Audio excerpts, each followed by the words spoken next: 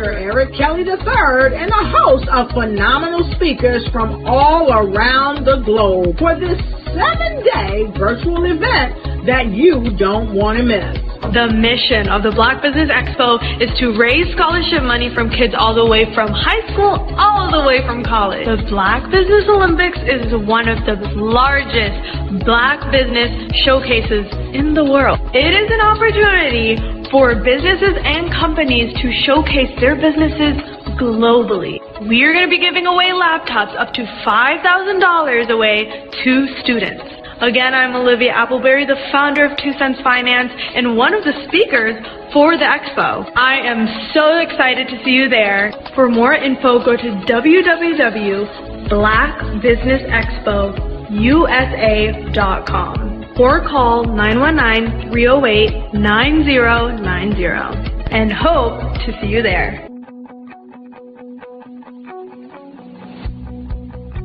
I am Black Business. From the moment I wake until the time I sleep. Yes, I am Black Business. I am Black Business. Tell me, are you Black Business? I am Black Business. Do you support Black businesses? Listen, I support Black business because I am Black Business. Black Business Expo, one of the largest business showcases in the history of Black business in the world. The world! Sign up today at www.blackbusinessexpousa.com or call 919-308-9090. I am Black Business. I am Black Business. From the moment I wake until the time I sleep, I am Black Business. I am Black Business. Are you Black Business? I am Black Business. Do you support Black businesses?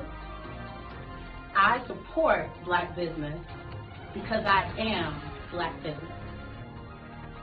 Black Business Expo, one of the largest business showcases in the history of Black America in North Carolina. Black Business Expo, one of the largest business showcases in the history of Black business in the world.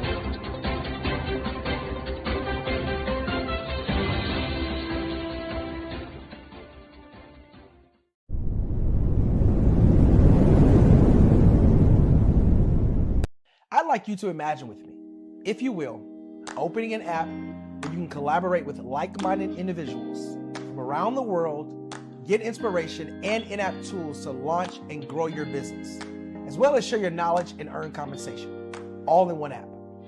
Well, the name of that app is Truso, short for Truly Social.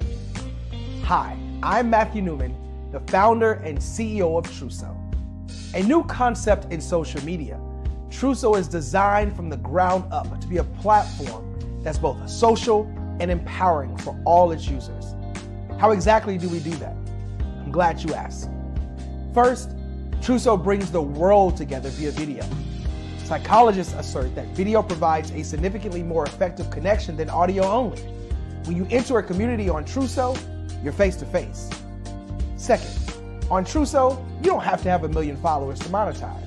Our business model allows all hosts and moderators to monetize, no matter the size of your following, by 1, producing fee-based content, and 2, inviting others to join the platform as subscribers. Even more, Truso has an in-app resource library with over 100 free resources, forms, and documents to help you build your brand and grow your business. Third, Truso is inclusive. The deaf and hard of hearing communities make up 360 million people worldwide. Unlike audio-only apps, Truso embraces this community, providing a networking platform that allows them to participate via video and closed captioning. We even have a deaf and hard of hearing foundation in the works as well. Fourth, Truso is both social and safe. We refer to Truso as a virtual extension of the beauty shop, barbershop and brainchild of the community. A place where there's laughter, along with wisdom, growth-oriented conversation, and genuine connections in a safe space. Trousseau even has proprietary security to ensure we maintain a safe environment for everyone. Where are we at now? Trousseau is live, y'all. We've launched in beta and we're acquiring users daily. We have an incredible development and marketing team, plus amazing celebrity influencers at the table, helping us spread the word around the globe, beginning within the African diaspora and beyond by creating a safe space for growth, connection, and collaboration. We're truly excited about Trousseau. We've created something special for which there is a global market. And we invite you to embark on this journey with us as a shareholder. The future for Trousseau is truly bright. Join us and let's go there together.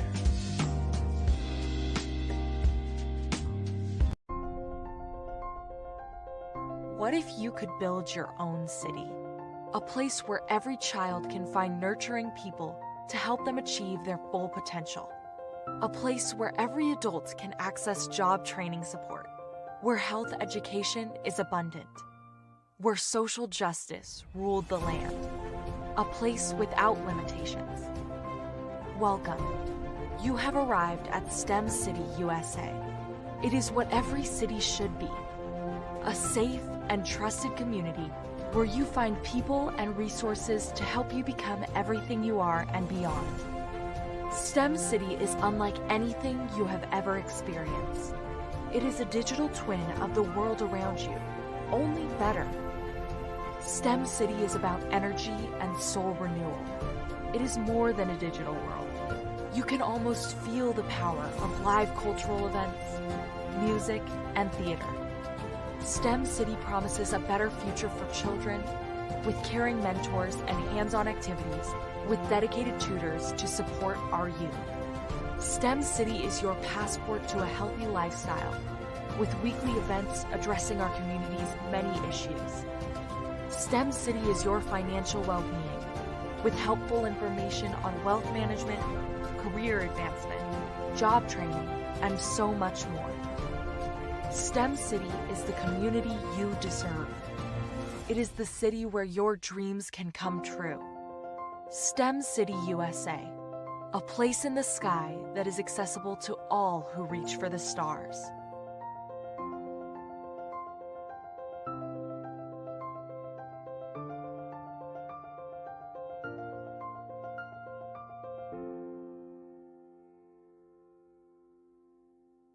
The Black Business Expo's mission is to raise funds for high school seniors going to college or K-12 entrepreneurs.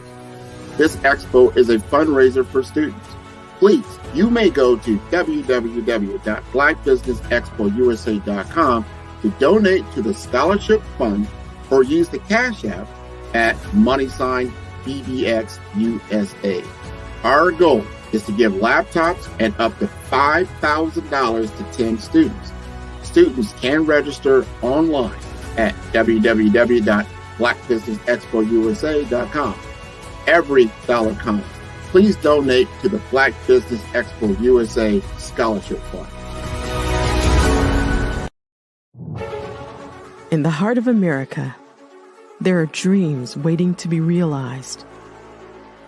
Dreams of owning a home, creating a haven for families, and building a future.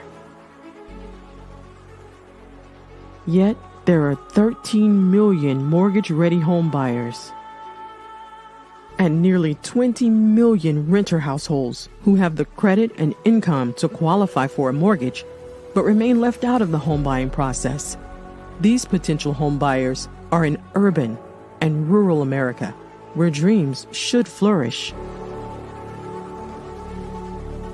The big banks, the giants of finance, have all exited the mortgage lending business, decreasing their lending footprints across America. They are no longer present and active in these communities. Instead of offering opportunities for home ownership, some of these banks have chosen a different path. They have decided to become mega landlords. They have chosen to invest billions of dollars in rental homes, leaving potential home buyers with fewer options and stuck in a cycle of renting without the chance to build equity and create a legacy for their families. Here is the shocking truth. A report issued by the Home Ownership Council of America revealed that if lenders were to step forward and serve this underserved market, they could conservatively increase their loan volume by $1.5 trillion. $1.5 trillion. This is $1 trillion business opportunity, ripe for the taking.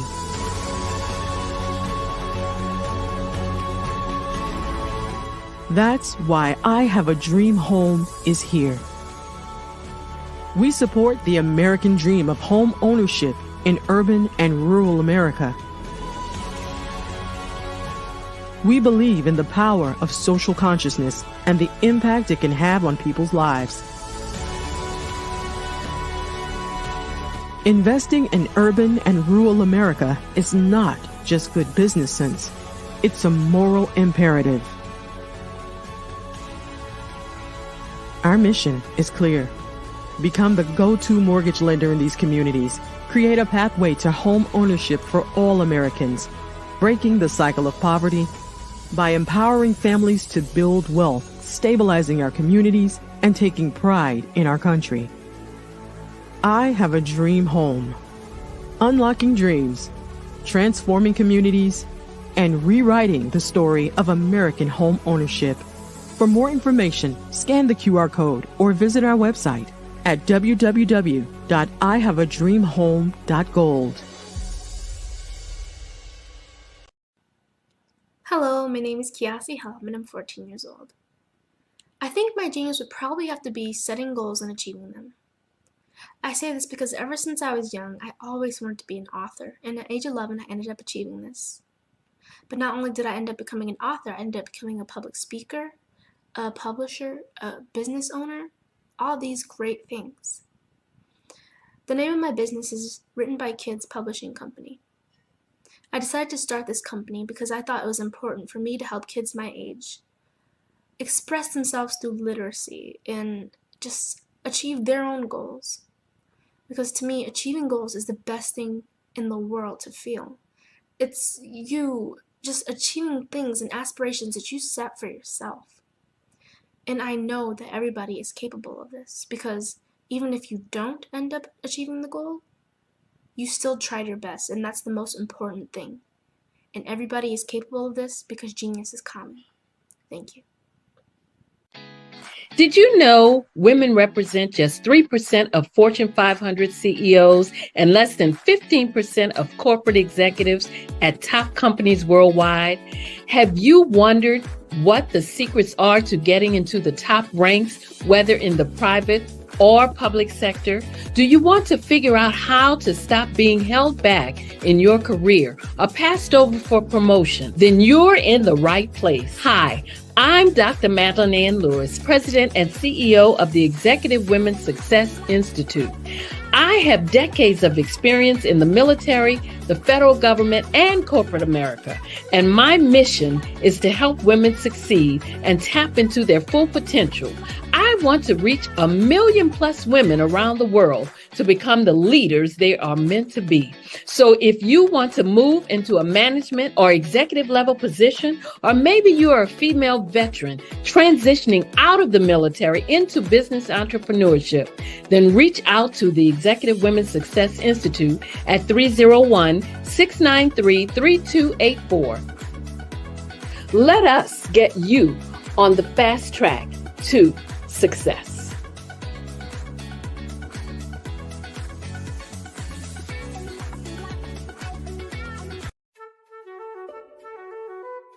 This is Dr. Arnold T. Petsworth. He's the owner of Petsworth Vet World, a veterinary clinic in Hopton, Connecticut. His patients include dog, cat, frog, fish, Goldie, dog, and this alpaca. Due to doctor-patient confidentiality, we can't tell you their names. Business at Vet World was steady, and then quarantine hit. Neighbors brought new four-legged friends into their homes.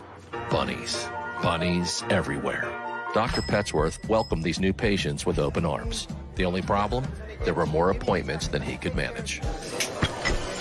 That's when Dr. Petsworth turned to his American Express business card, which offers spending potential that's built for his changing business needs. He decided to hire a new assistant, Julio, and with spending power built for business purchases, he used his card to furnish a new exam room. Together, Dr. Petsworth, Julio, and American Express Business made sure all the pets of Humpton got the love and care they deserved. And everyone was happy. Get the card built for business by American Express.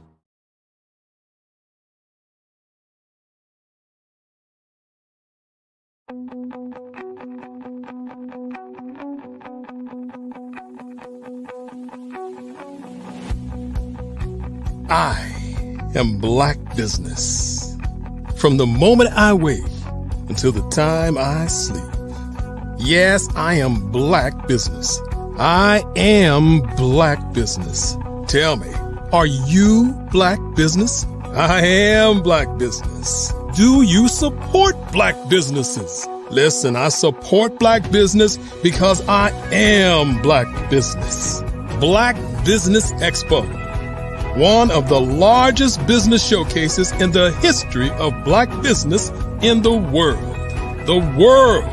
Sign up today at www.blackbusinessexpousa.com or call 919-308-9090. I am Black business.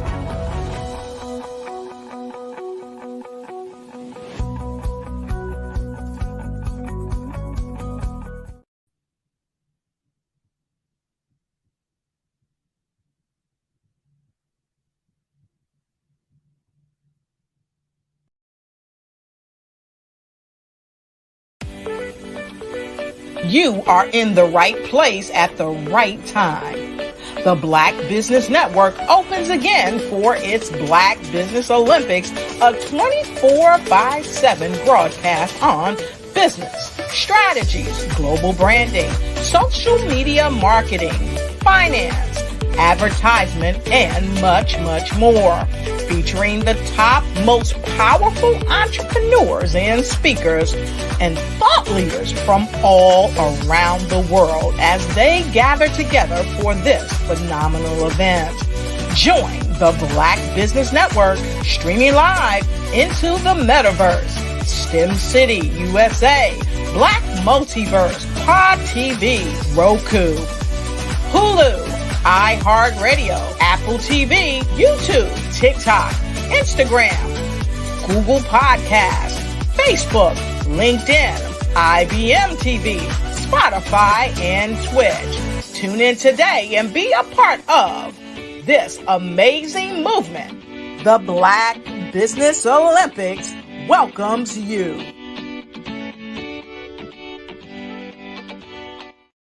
The Black Business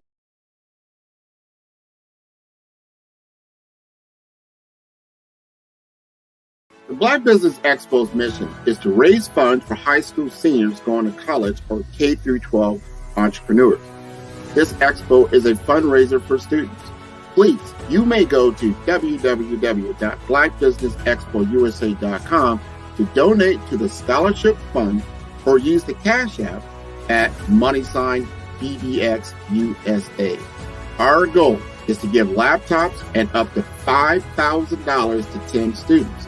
Students can register online at www.blackbusinessexpousa.com. Every dollar counts. Please donate to the Black Business Expo USA Scholarship Fund.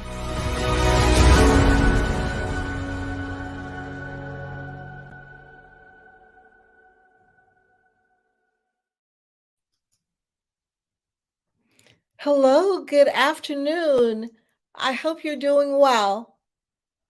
It is Tuesday the 22nd, right? Yes, Tuesday the 22nd. And I'll be your moderator for today. My name's Angela Baptiste, and we'll be talking with some wonderful people today and getting to know and learn more about their business. So I look forward to a great day. Now,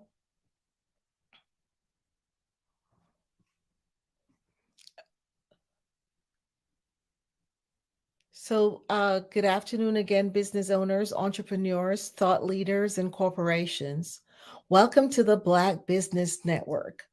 My name is Angela Baptiste, and I'm your business moderator for this afternoon on the Black Business Network. The Black Business Network is a 24-hour business network showcasing Black businesses, business owners, entrepreneurs, and thought leaders. We have speakers from North Carolina, London, Singapore, Africa, Japan, and cities all over the United States. The Black Business Network is a global community sharing its business knowledge to empower, inspire, and educate businesses about business. Today, our first speaker for this afternoon is Philomena Moncure. Philomena is an outgoing business advisor who looks to help anyone whom she comes across. Philomena has managed people in large revenue projects at the tender age of 17. That's when she started. She's an entrepreneur's advocate for all things growth, branding, and simple solutions. So I introduce you to Philomena.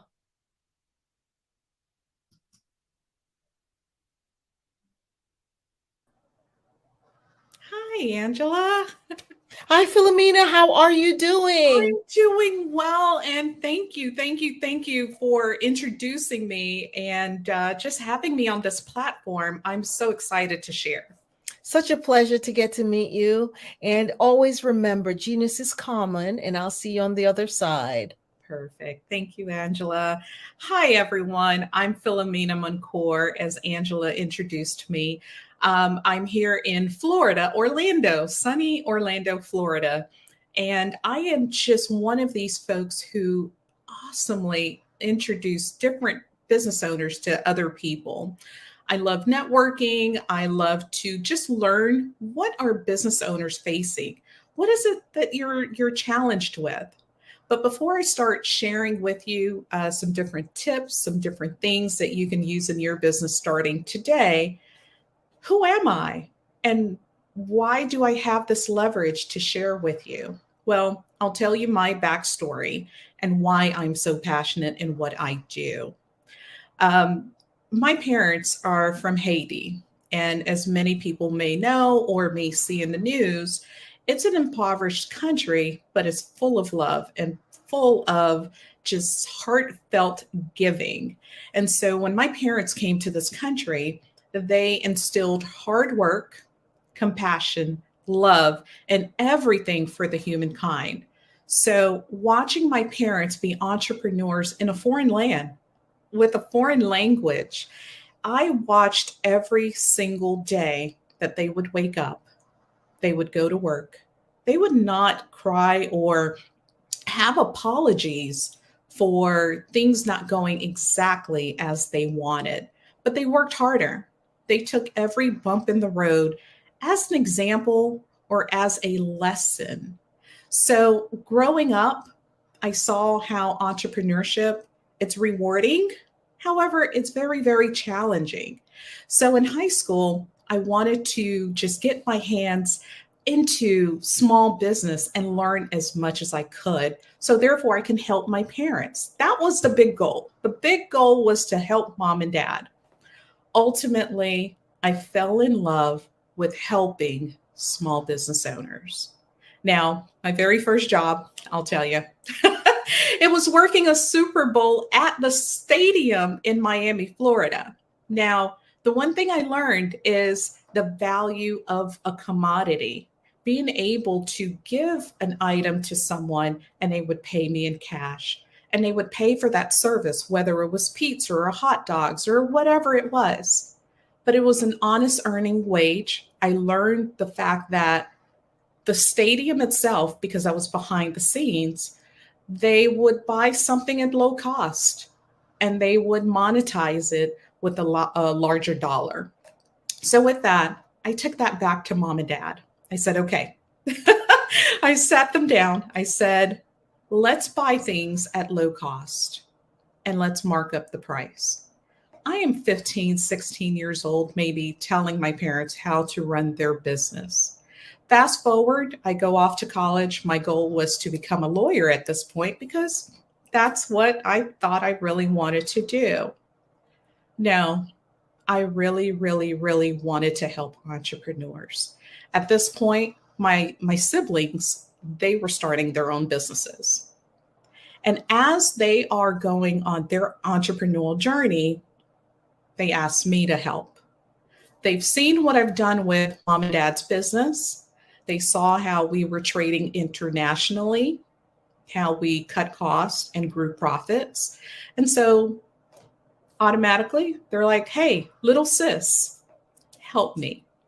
My older siblings are in a medical field. One was in the trucking industry. And a lot of it was based off of, hey, look at my business. How can you help me? So my passion, as you can hear, it's all about helping my family. But over the years, I found that as I meet people, I wanted to know, hey, what's your passion? What drives you? What is that thing that makes you think, hey, I could monetize this, be an entrepreneur, and set up a legacy for myself and for my family? And that is the thing, that is the shred that keeps me going, that makes me want to help entrepreneurs. Now, as an entrepreneur, I know you guys are facing a lot of roadblocks and a lot of challenges. A lot of times it's just knowing how to get started. Oftentimes it may be getting hold of vendors. A lot of times it's marketing. But all in all, as an entrepreneur, there are so many challenges that you're facing. Now, think of this question.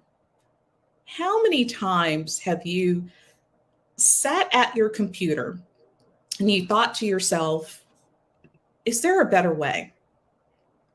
Now, are you facing daily demands with running your business? Is there something that's always taking up a lot of your time?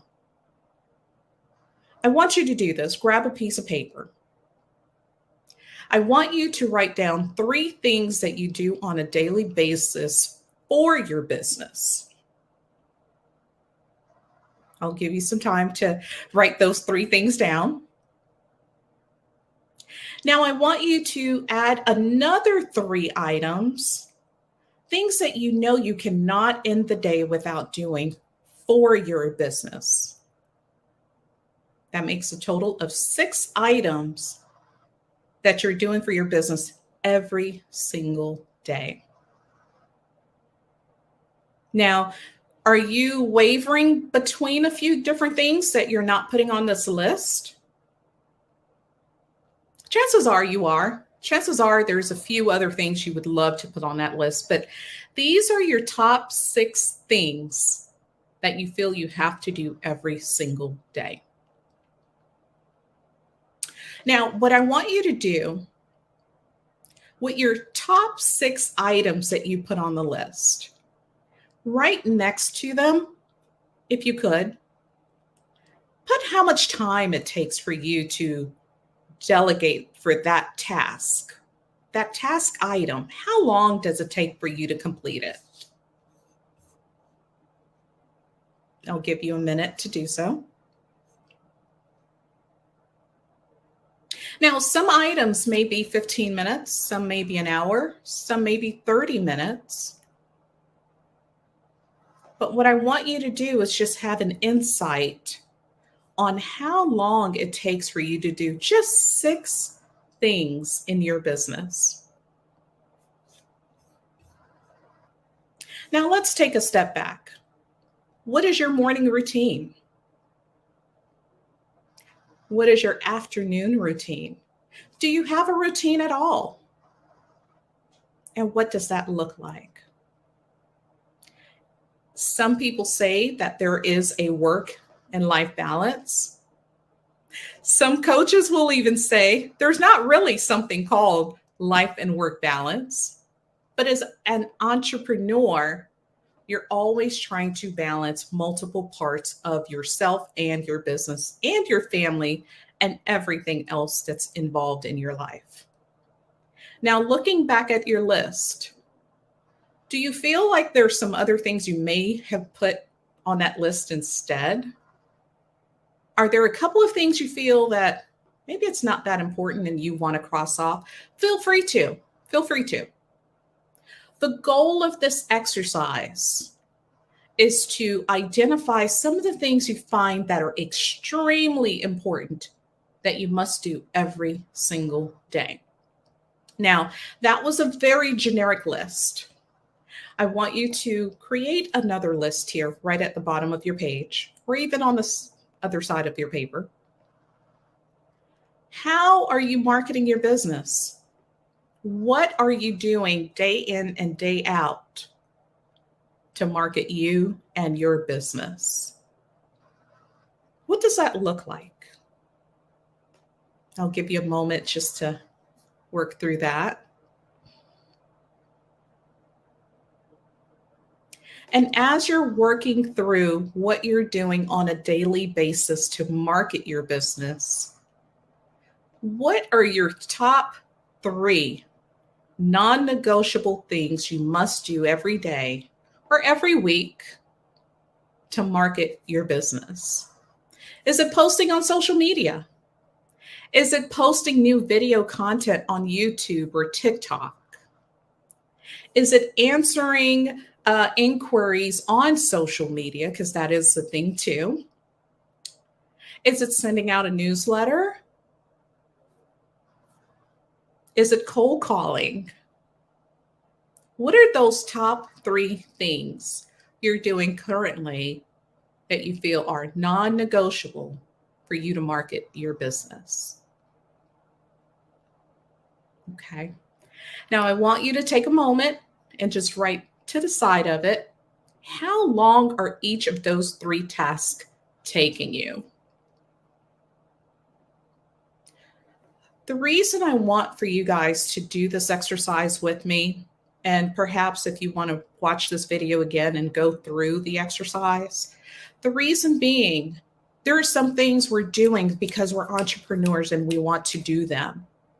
But are we using the most effective methods? Are we using the time allotted? Could you be spending your time doing something else that's beneficial?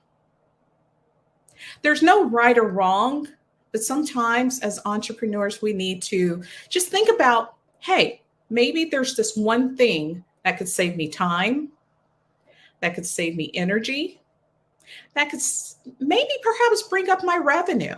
Because ultimately, that's what most entrepreneurs want, is a better revenue, more time with family, perhaps just streamlining things. And that's okay too. Now, I'm going to give you a couple of facts, and we're going to come back to your top 6 and your top 3. Did you know that 91% of small business owners are struggling with the economic impact in their current industry? 91%.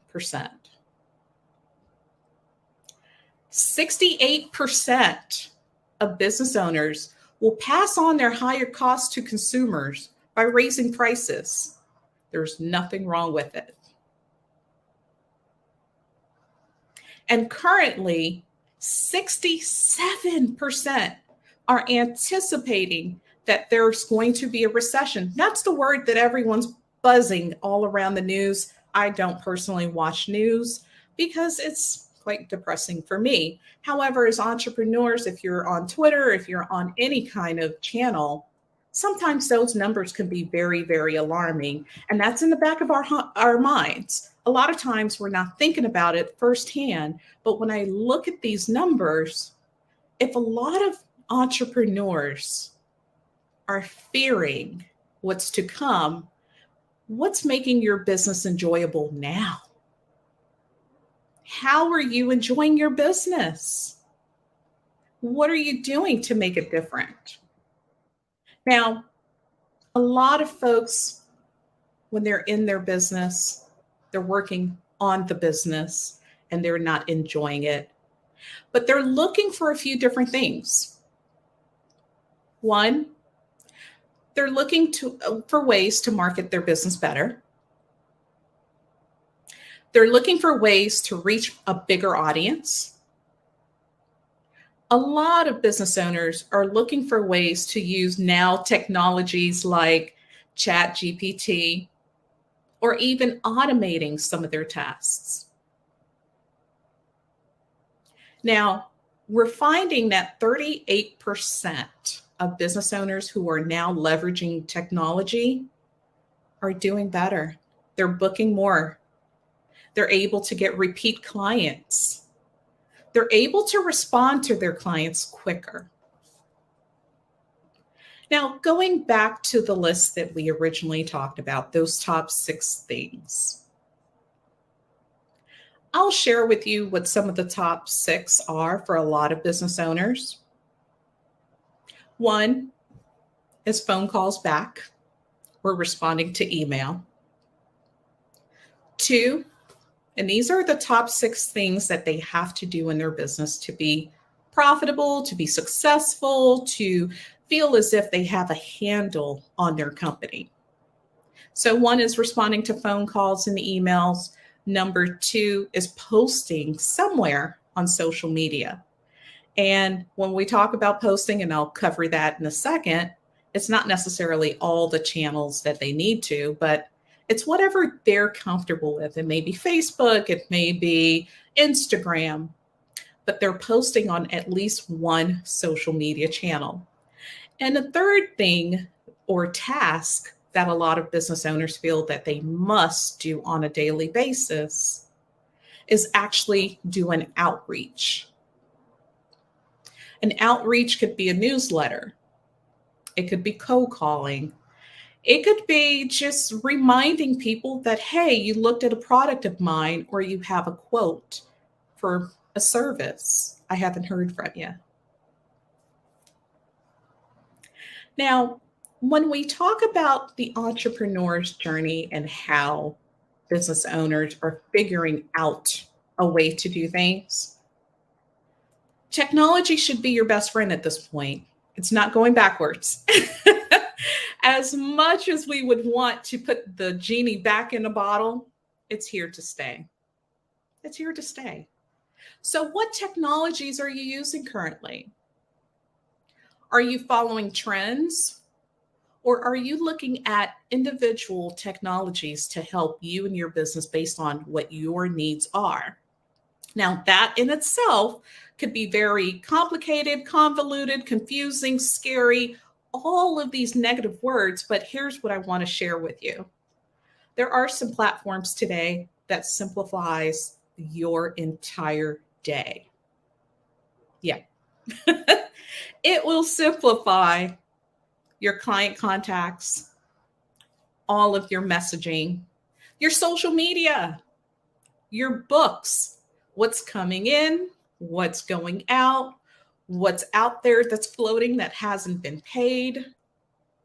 There's a lot of technology. I just wish that our Black business owners would not be so afraid of technology. The caveat is not to have so many systems in place. The old adage of having too much of one thing, too much technology can be a hindrance, but the right technology could be a blessing. Could be a very good blessing to you, your business, your growth, and your bottom line. Now, let's talk about social media for a second. Ooh, that's social media. Some people love it. Some people despise it. Some people, they figure, hey, it's here to stay. I might as well try it. But are we monetizing it? Are we utilizing all the tools that are in front of you? And for some, it's just a platform. It's just a place to post, but it doesn't generate revenue. Now, here's the thing I'll tell most Black business owners. Posting is great.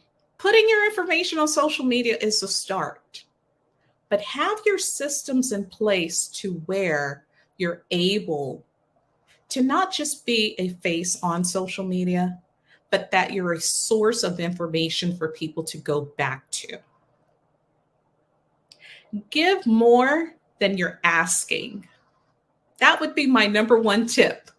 Give more information, give video, give content on things that people can do to resolve an issue that they may have within your line of business. For example, carpet cleaner. Carpet cleaner, he says, hey, give me a call. I'll clean all your rooms for $99. Great, no problem. But the carpet cleaner who tells me, hey, you can use 7-Up and baking soda. I'm just making this up. This may be entirely wrong. But for the cleaning spot, here's what you can do. Now, because I'm a consumer who looks at this carpet cleaner as not someone who's trying to sell me all the time, but who is giving me valuable information, I am now looking at this business as a trusted advocate, a trusted company that I should do business with in the future. Now, I can also take that content as a consumer and I can share it. That little piece of advice, that DIY of how to clean my little spot on my carpet, it may go the furthest than that carpet company asking me to do business with them. Now, as the entrepreneur, posting is great. However, add value. Automate some of your add value content. Now, let's see if I can share my screen with you guys. And hopefully I can give you a few more nuggets that could be very, very beneficial. And as I'm pulling up my screen, take a look back at your list.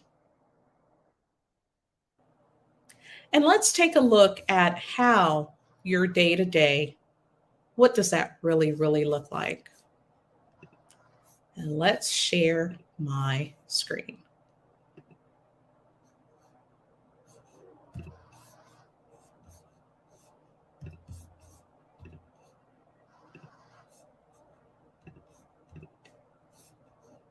Perfect.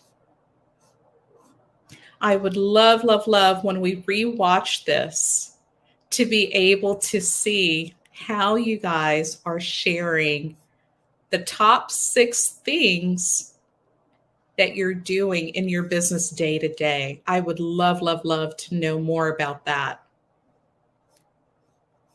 All right. It may not let me share, and that's okay.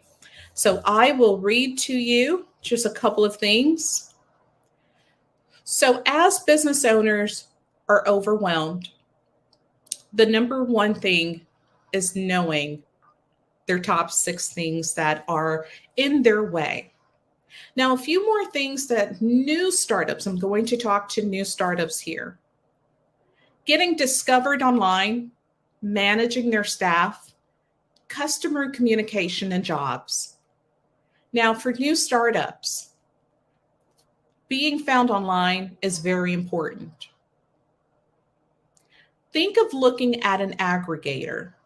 An aggregator can be something similar to Thrive or Yext. These are where you put your name, your phone number, your web address, and it pushes it out to the entire web for you. So those are things for the small business owner, the startup who wants to get their name out. Another platform I want you guys to consider is looking at how you can manage everything in one platform, which is Thrive. Thry, V as in Victor. And if you want to know more, you can definitely visit me at callphilomena.com, and where I show you a bit more about your reputation online, posting into different medias like your Facebook, your Twitter, Instagram, LinkedIn, all in one platform, guys. So it's not as if you're going to Facebook individually, Twitter individually, but you're posting one piece of content and it's going out to the web. The other things you're considering is, how are people able to book with you or purchase from you? Are you making that simple? And if you're not, then that's also taken up more time in your day. Are you looking at your calendar? Are you integrating your calendar with your website? So maybe someone has a question. They may have a simple question that differentiates with them pulling out their credit card to do business with you, or them just walking away and saying, not now. Putting a calendar on your website for maybe a 5 or 15-minute phone call makes a huge difference. Another thing I want you to consider is your call to action. Making sure that your website now feeds into your tool. What does that system look like? Are you making it easy for me to do business with you? Now, let me take a step back again. Your top 6 things that's on your list, your day-to-day tasks that you must do in order for you to feel as if it was a productive day. Are all of those 6 things intertwined into one system? Are they spread out? Are they sporadic? Are they built into your website? Is it all around marketing? What does that look like? And how does it make you guys feel that, hey, I can't do this every day. I need to manage better. That is that breaking point for entrepreneurs. Here are 3 things I want you to do. I want you to take a look at the list that you've written down. And if you haven't, that's okay. Take the time to do so.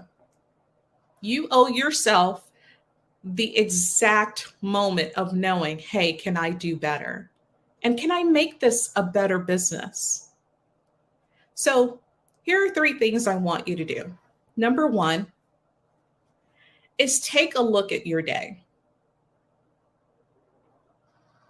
Take a look at your systems. How many systems are you paying for? How many things are you registered for? That's number 1. Number 2, I want you to look at how frequently you're utilizing some, not utilizing some. Maybe you haven't even logged into this one thing you're paying for. But take a look at the utilization. And then number 3, what value does that bring to my business? That's it. That's it. A lot of times as entrepreneurs, we're finding that we're signing up for things. Free trial, 30 days free, 14 days free. And there's a credit card attached sometimes there's not. But your inbox is flooded and flooded and flooded and flooded with lots of different systems, lots of different technologies. Some you haven't even touched. Why? Is it something new? Is it something someone referred you to? Is it an ad you saw on Facebook, perhaps? Stop signing up for stuff. I will be that big sister of yours to tell you, stop signing up for things, especially if it's not helping you, especially if you're not utilizing them.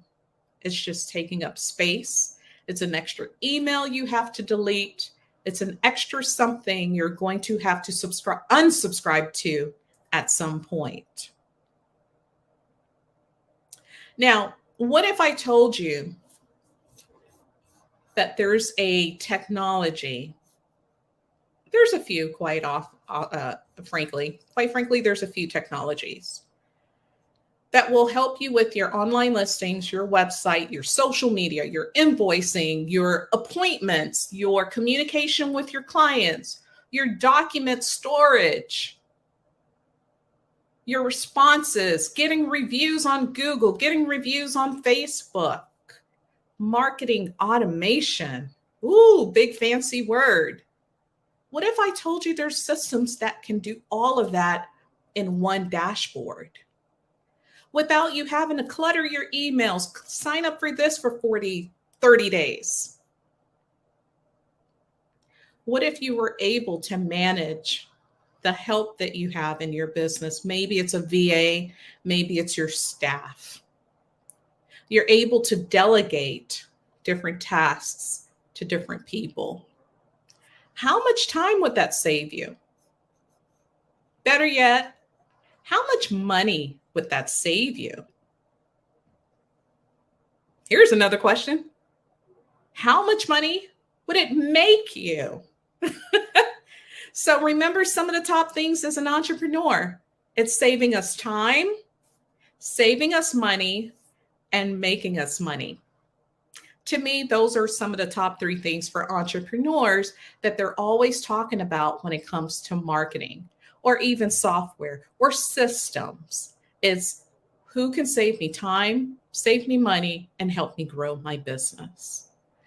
Now, as you're looking around the internet and you're looking for systems, some of the things I want you to consider are going to be a few different things. Number 1, look to see how they integrate with other systems. Are they on the Google Play Store? Are they on the Apple Store? The reason I want you to consider that is because they go through rigorous testing for security. Apple does not want a software on their platform if it's not secure. Number 2, does it play well with social media, your Facebook, your Twitter, your Instagram? Google My Business. Does it play well with that? Thirdly, I want you to think about, how am I going to use this system? What are the top 6 things from my list that it's going to solve? Because again, I don't want you signing up, getting new systems, putting things into place if it's not going to solve anything. And lastly, see what it's going to replace in your day-to-day. Meaning, does it take it off your list? Does it take it off your desk? Does it make your life easier? Now, a lot of people will ask, Philomena, I don't know what to use. That's okay. There are tools out there who can help you, and I can certainly help you figure out what's best for you. What's best for one business is not necessarily the best tool for the next company. Every company is different. Every business owner is different. All of your goals are different. So look at what's going to be best for you. One of my favorites, I'm a little partial to it, it's Thrive. I love this software for what it can do, what it does for business owners, which is grow revenue and save time and save you money. I'm going to share just a few numbers with you that I think you'll appreciate. So with the Thrive software, in just 60 days, we were able to see a 25% increase of new clients. 25% more new clients. What business owner couldn't use that? In that same time frame, we saw 61% new clients, appointments booked. That means we were able to not just get their clicks from their website, their social media, but we're able to get 61% more booked appointments. And then in over a year, 86% more revenue through those same bookings. So it's not just that they booked an appointment, but there was also some nurturing that happened. So we were able to keep in contact, automating, those contacts with those business owners and clients. So they were able to turn not just the not now, but into advocates and into eventual clients that were spending money with them. So just automating just a couple of tasks within the business, we're able to grow them by 80+%. Who wouldn't want that in their business? When it comes to your small business, I would challenge you to simplify your processes. I would challenge you to get systems in place. A system in place that automates, saves you time, grows your business, and helps you just take off a little bit of that stress. I am Philomena Mancour. You can reach me at phone number 407-733-7776. You can also reach me at my landing page, which is callphilomena.com. That's callphilomena.com. I am so grateful for you watching this and having me participate in the Black Business Network. They're doing amazing, amazing things for our community. So just want to say thank you to everyone. And hopefully you've grabbed just a nugget or two and you're able to grow your business and get to those goals that you want. Good luck, and I hope to help you at some point.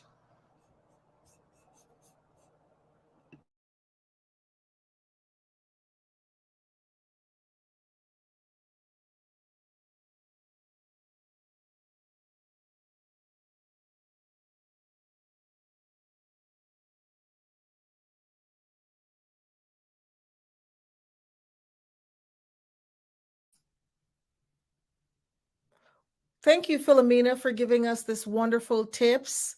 Mark for marketing our business as entrepreneurs. What a blessing that is, a great information that we could all use. So thank you so much.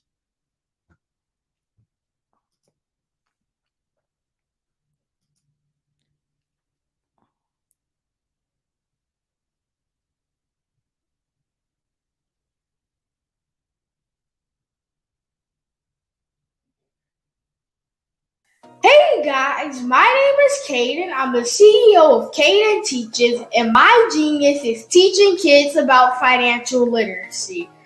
Throughout my financial products, such as my financial flashcards, my activity book, and my newest project, my financial bus, which I bought. And on the bus, it has a mock bank where kids will learn how to deposit and withdraw money, a mock grocery store where kids will be able to learn how to have a family budget, and a mock stock exchange where kids will even be able to learn how to invest in stocks. Now, I decided to start teaching kids about financial literacy because I find that most kids graduate high school without even knowing the basics about financial literacy. And I feel if I were to teach kids about financial literacy, that I would be able to help kids tap into their genius. And I actually learned about financial literacy to my dad because I would go to business meetings with him and I would always see that they were talking about financial literacy. And at that point, I didn't understand what financial literacy was. So I took it upon myself to learn about financial literacy and teach it to kids in a way that they could understand. But I want you guys to help me help kids tap into their genius by going to my website, cadenteaches.com, and you can sew into me in my financial bus by going to my GoFundMe link. And remember, if Caden can, you can too. Because genius is common.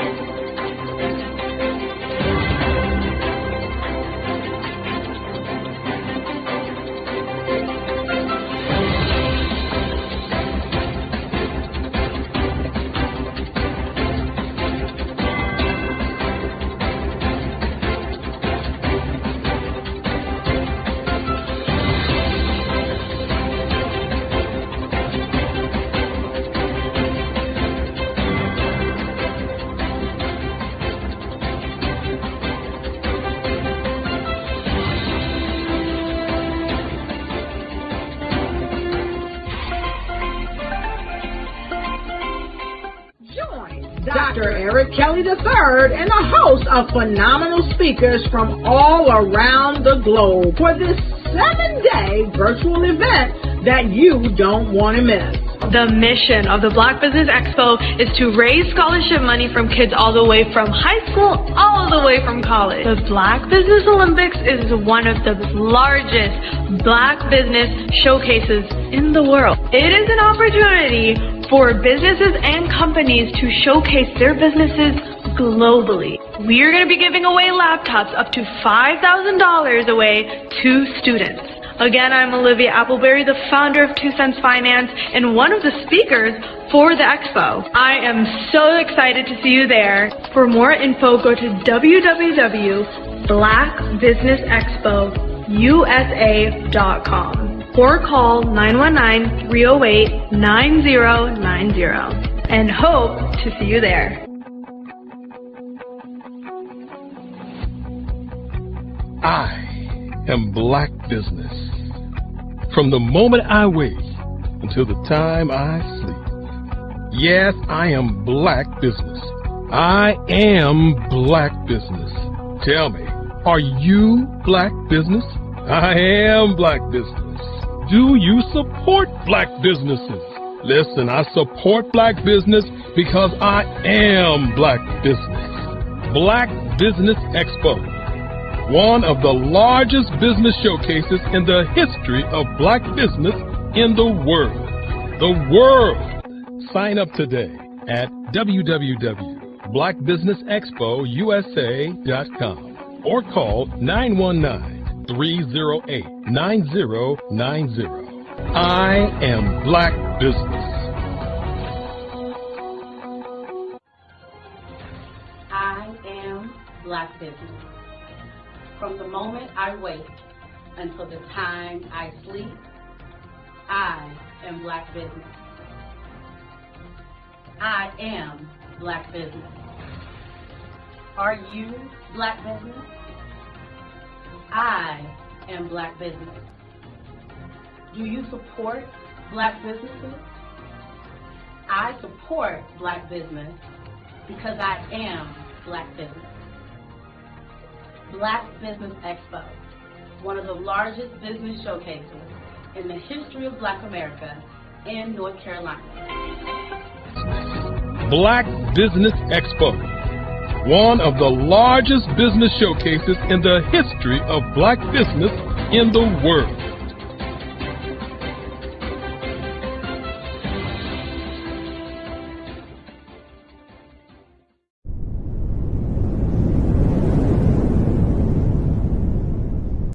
I'd like you to imagine with me, if you will, opening an app where you can collaborate with like-minded individuals from around the world, get inspiration and in-app tools to launch and grow your business, as well as share your knowledge and earn compensation, all in one app.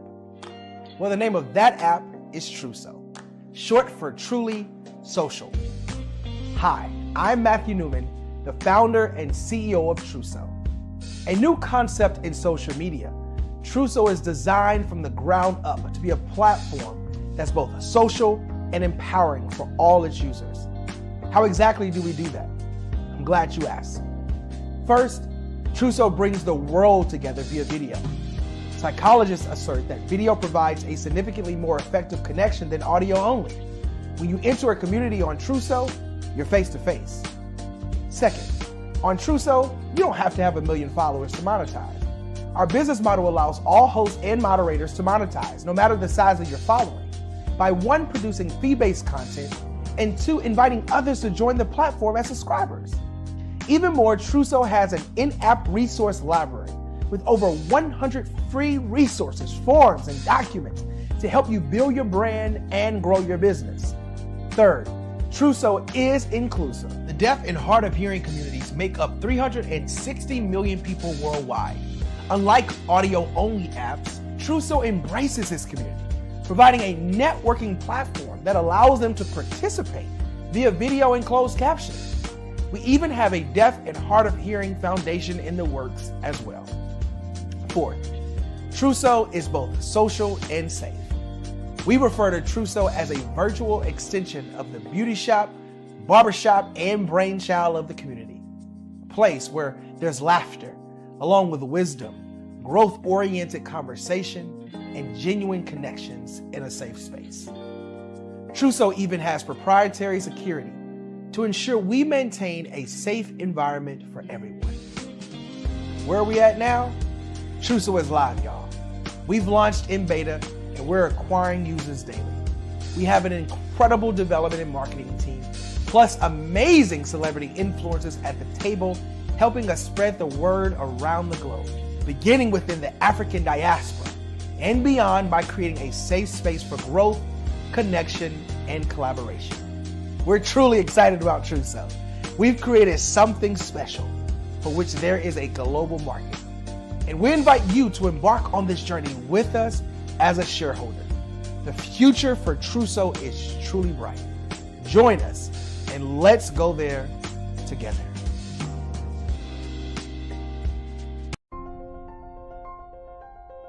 What if you could build your own city?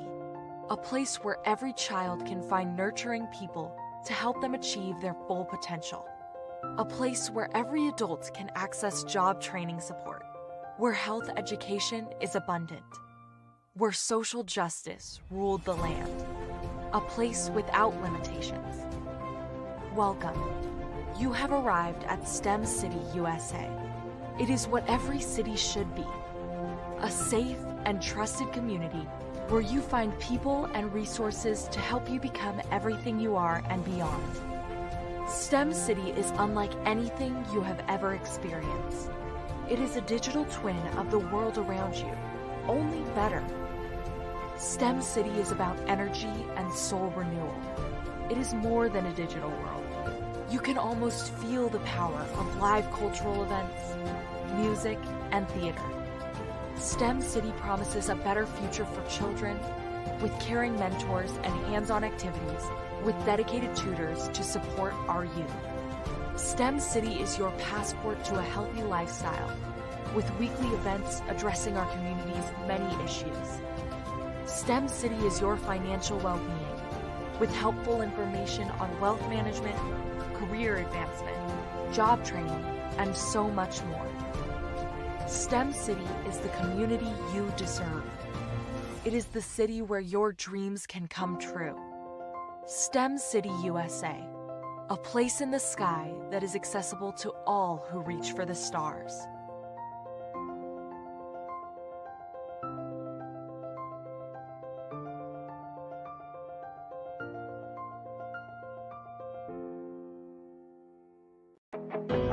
I am black business. From the moment I wake until the time I sleep, I am black business. I am black business. Are you black business? I am black business. Do you support black businesses? I support black business because I am black business. Black Business Expo, one of the largest business showcases in the history of black business in the world. Sign up today at www.blackbusinessexpousa.com or call 919-308-9090. I am black business.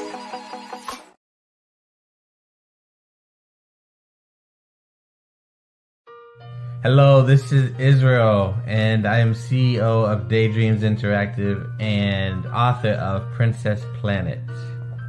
So, genius is common, and as a kid, I loved to daydream. Even as an adult, I loved to daydream.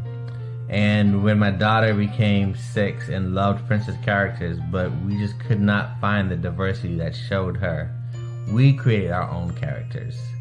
So, for instance, you have Princess Nulu right here. Princess Nulu is from Uganda, and her genius is that she loves to take care of animals. She can actually even listen and hear what they say. And then we have Princess Isabella right here. Princess Isabella, she's from Cuba, and her genius is biochemistry. One day she hopes to eliminate disease. Then we have Princess Nia right here. And Princess Nia is based off of my daughter. And she is what she wants to be, the greatest dancer alive. So that's her genius. So what's your genius? My genius is my imagination. Genius is common.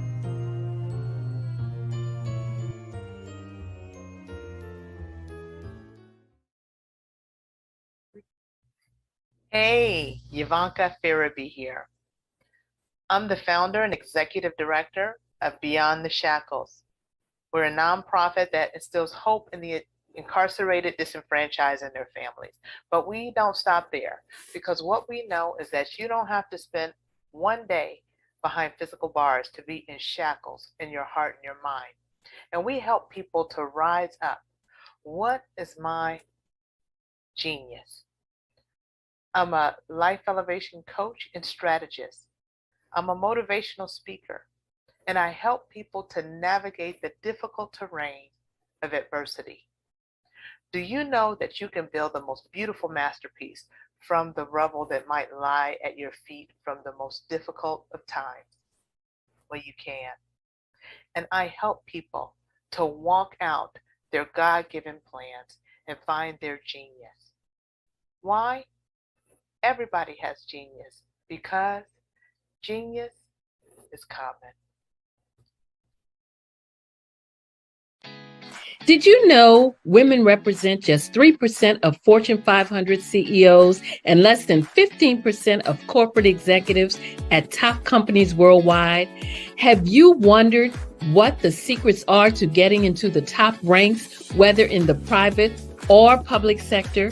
Do you want to figure out how to stop being held back in your career or passed over for promotion? Then you're in the right place. Hi, I'm Dr. Madeline Ann Lewis, President and CEO of the Executive Women's Success Institute.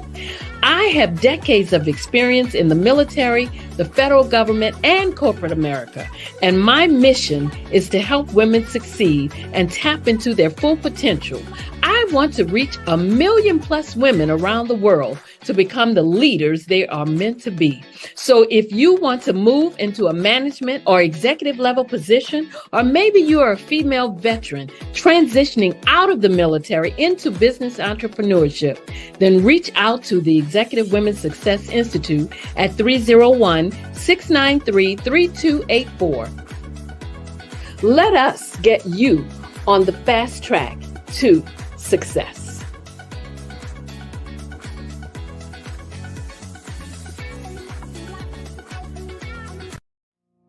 Did you know that approximately 333.34 million businesses exist today, according to a report from 2021? And you may be one of those businesses, or maybe you're not in the business market yet, but you're aspiring to be a business owner. Well, guess what? You're in the right place at the right time. Because let's face it, everything is about timing and opportunity. Hi, my name is Dr. Lotus Richey, and I'm the CEO and founder of the Lotus Richey Coaching and Consulting LLC, along with the Lotus Richey Ignite Show. 15 minutes of success with Dr. Lotus Richey, as well as books to boom your business and bring who you are. And today, I want to bring this amazing message to you about the Black Business Network and the Black Business Olympics. See, the Black Business Network and the Black Business Olympics is designed to help people just like you, that's right, that look like me, to take their business to the next level. Not just in your front yard or your backyard, but globally. The Black Business Network and Black Business Olympics is designed not to just help you survive, but to help you thrive. So join us today as we come together with businesses all around the world to support our students, our children, our young teens, our young entrepreneurs. What we do is we come together to help raise funds for students who are aspiring to be business entrepreneurs, who are aspiring and who are thriving in college. We endow them with a wonderful opportunity to gain scholarship of either a laptop or several thousands of dollars. And we invite you to help be a contributor to this amazing opportunity. to help someone that looks just like you. So join us today at our website and let us connect with you and help you ignite and take flight in every area of your life on the Black Business Network and the Black Business Olympics. I'll see you on the other side.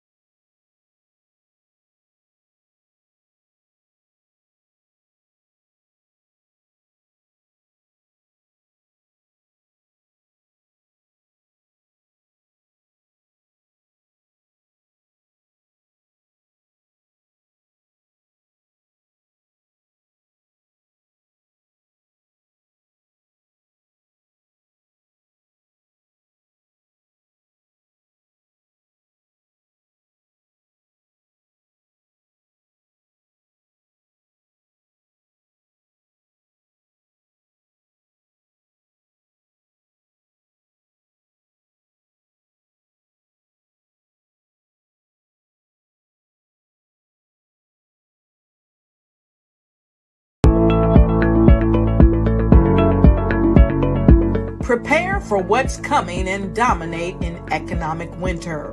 Stand strong and thrive by showcasing your great products and services globally through the Black Business Network and Black Business Olympics. The Black Business Network has showcased over 2,000 companies with over $7 billion in sales each year. Over 10 million attendees have viewed the rebroadcast each month. Through the Black Business Olympics, unique styles of business training and mentoring are turning students into business owners and entrepreneurial warriors who will dominate in any economy. Gain the ultimate advantage of the Black Business Olympics, 7 days of unbelievable topics and speakers speaking around the globe. Donate your time and experience to provide expertise and scholarships to students worldwide and change the world. Now, more than ever, new insights, tools, strategies, and capabilities are needed. This is your chance for a major presentation to the world. Fill out the form and join the more than 2,000 speakers who have presented to over 200 countries. Join the Black Business Network streaming live into the metaverse, STEM City, Black Multiverse Enterprises, Hulu, Amazon, YouTube, iHeartRadio, Apple, Facebook, LinkedIn, Pod TV, IBM TV, Spotify, and Google Podcasts. Sign up today. Spaces are limited, and we will see you there.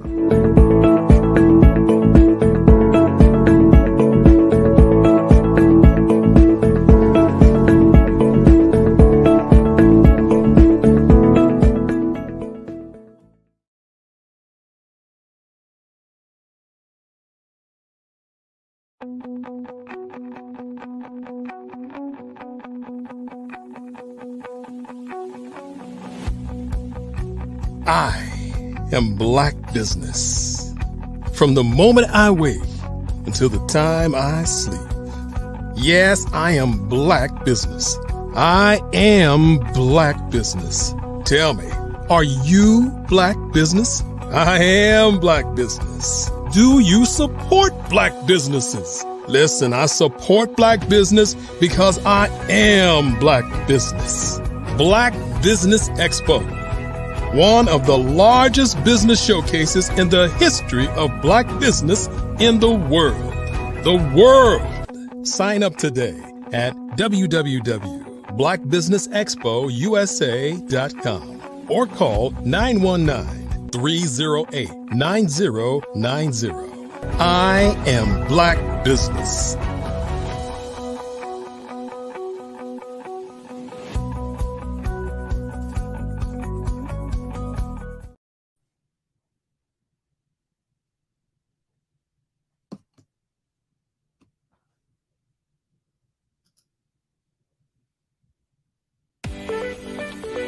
You are in the right place at the right time. The Black Business Network opens again for its Black Business Olympics, a 24/7 broadcast on business, strategies, global branding, social media marketing, finance, advertisement, and much, much more. Featuring the top, most powerful entrepreneurs and speakers and thought leaders from all around the world as they gather together for this phenomenal event. Join the Black Business Network streaming live into the metaverse, STEM City, USA, Black Multiverse, Pod TV, Roku, Hulu, iHeartRadio, Apple TV, YouTube, TikTok, Instagram, Google Podcasts, Facebook, LinkedIn, IBM TV, Spotify, and Twitch. Tune in today and be a part of this amazing movement. The Black Business Olympics welcomes you.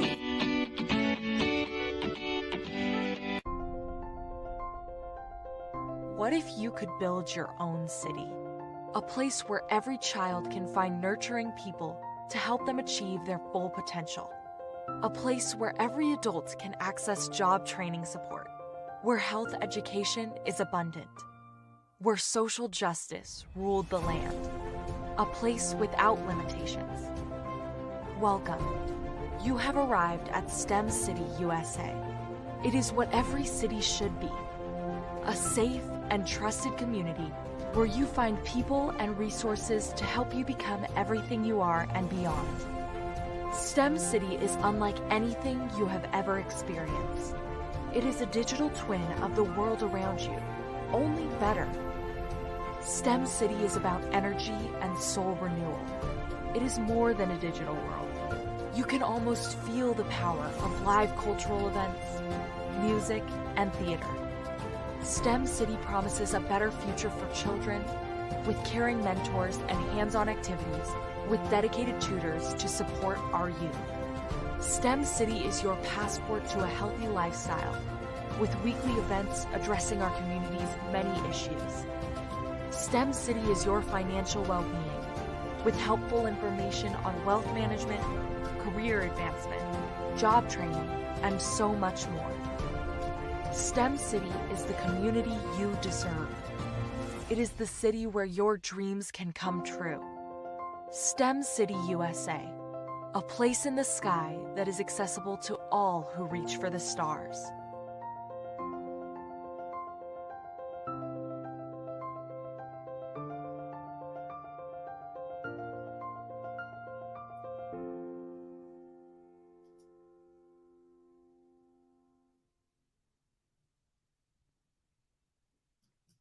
Good afternoon, business owners, entrepreneurs, thought leaders, and corporations. Welcome to the Black Business Network. My name is Angela Baptiste, and I'm your business moderator for this afternoon on the Black Business Network. The Black Business Network is a 24-hour business network showcasing Black businesses, business owners, entrepreneurs, and thought leaders worldwide.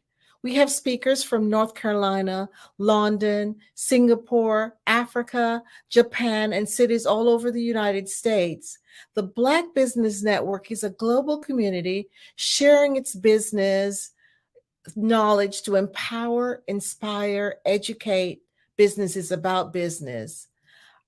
Today we have a keynote speaker, and his name's Lawrence Nichols, and I'd love to introduce him to you, and he will be talking with you and sharing with you, some important tips. So let's introduce you to Lawrence Nichols. He's passionate servant leader who was a military veteran, or is a military veteran, a church planter, a school founder, a serial entrepreneur, author and a mentor, a speaker, a trainer, and a coach. He and his wife, Tamara, have dedicated their lives to developing leaders who develop leaders in the U.S. and abroad.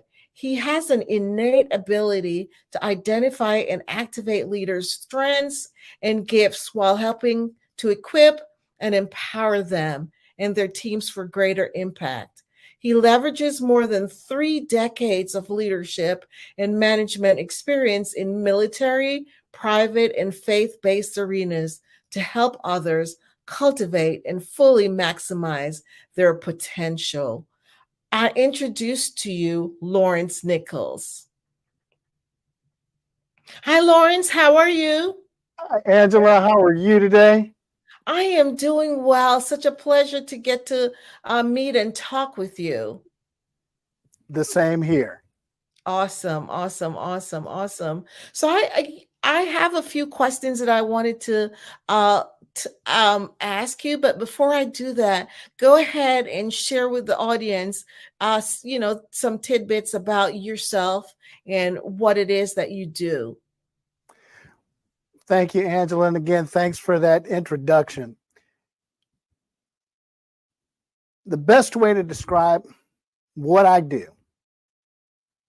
is, have you ever found yourself trying to get your team to do something that they didn't really want to do? Well, that's what I do. I help leaders and teams do the work that you find it's a lot of times difficult to get them to do. I'm with LTN Enterprises and Leaders Who Win, and that's our goal, that's our passion, that's our desire. Now, what I want to talk to you about today, what I'm going to talk to you about just for a little bit of time, is team alignment. Team alignment. And I'm going to give you an acrostic. It is ALIGN. I'm going to say that again. ALIGN. Align. It's just as simple as that. The first question that you have to ask when we're talking about team alignment, and it doesn't matter what organization you lead, it doesn't matter.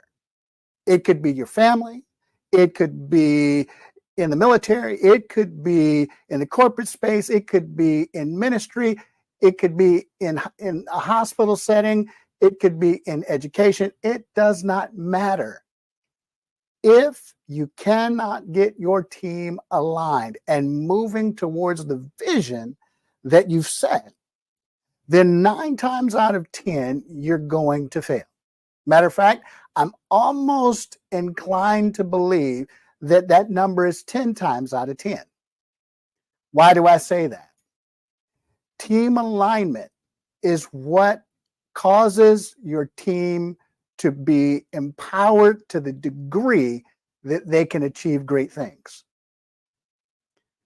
Most organizations fail to get their teams properly aligned, and they end up with headaches and heartaches that often cause them not just a bunch of emotional distress, but it will cause them financial distress as well. So let's get started. The first question that you have to ask is why, or let me put it this way. Is your vision clear? Ask, that's your first A. That's the first letter in the acrostic. Is your vision clear? I didn't say, what's your why? I asked, is your why clear? You've got to ask that question because that's going to be the fire that fuels you to develop your team, to build your team. All too often, we are excited, especially as entrepreneurs and small business developers, about moving our vision forward, but we lose sight of our why. We lose clarity in our why. How does that happen? It happens because of what we know as creep. Things that creep in and cause you to miss or lose the focus of your why. The payroll that has to be done. The orders that have to be filled. All of those things that cause you to lose clarity on your why. So the first thing that you've got to do as a leader, as a visionary, is redefine, reclarify, ask again, why am I doing this? Why am I doing this? Taking the time every 3 months or so to ask that critical question, why am I doing this? Every 90 days, if you're not asking, why did I start this to begin with? You could very well find yourself at the end of 2 years, 3 years, 5 years, 10 years, absolutely hating what it was that you started. And what you started was good. What you started had the foundation to change the world. And yet, you lost your why. You lost clarity on your why. You got too busy doing all of the other things, and you stopped focusing on your why. So the first A in align is ask the critical question. Do I have clarity on my why? Now, the second question, or the second letter in align, is L.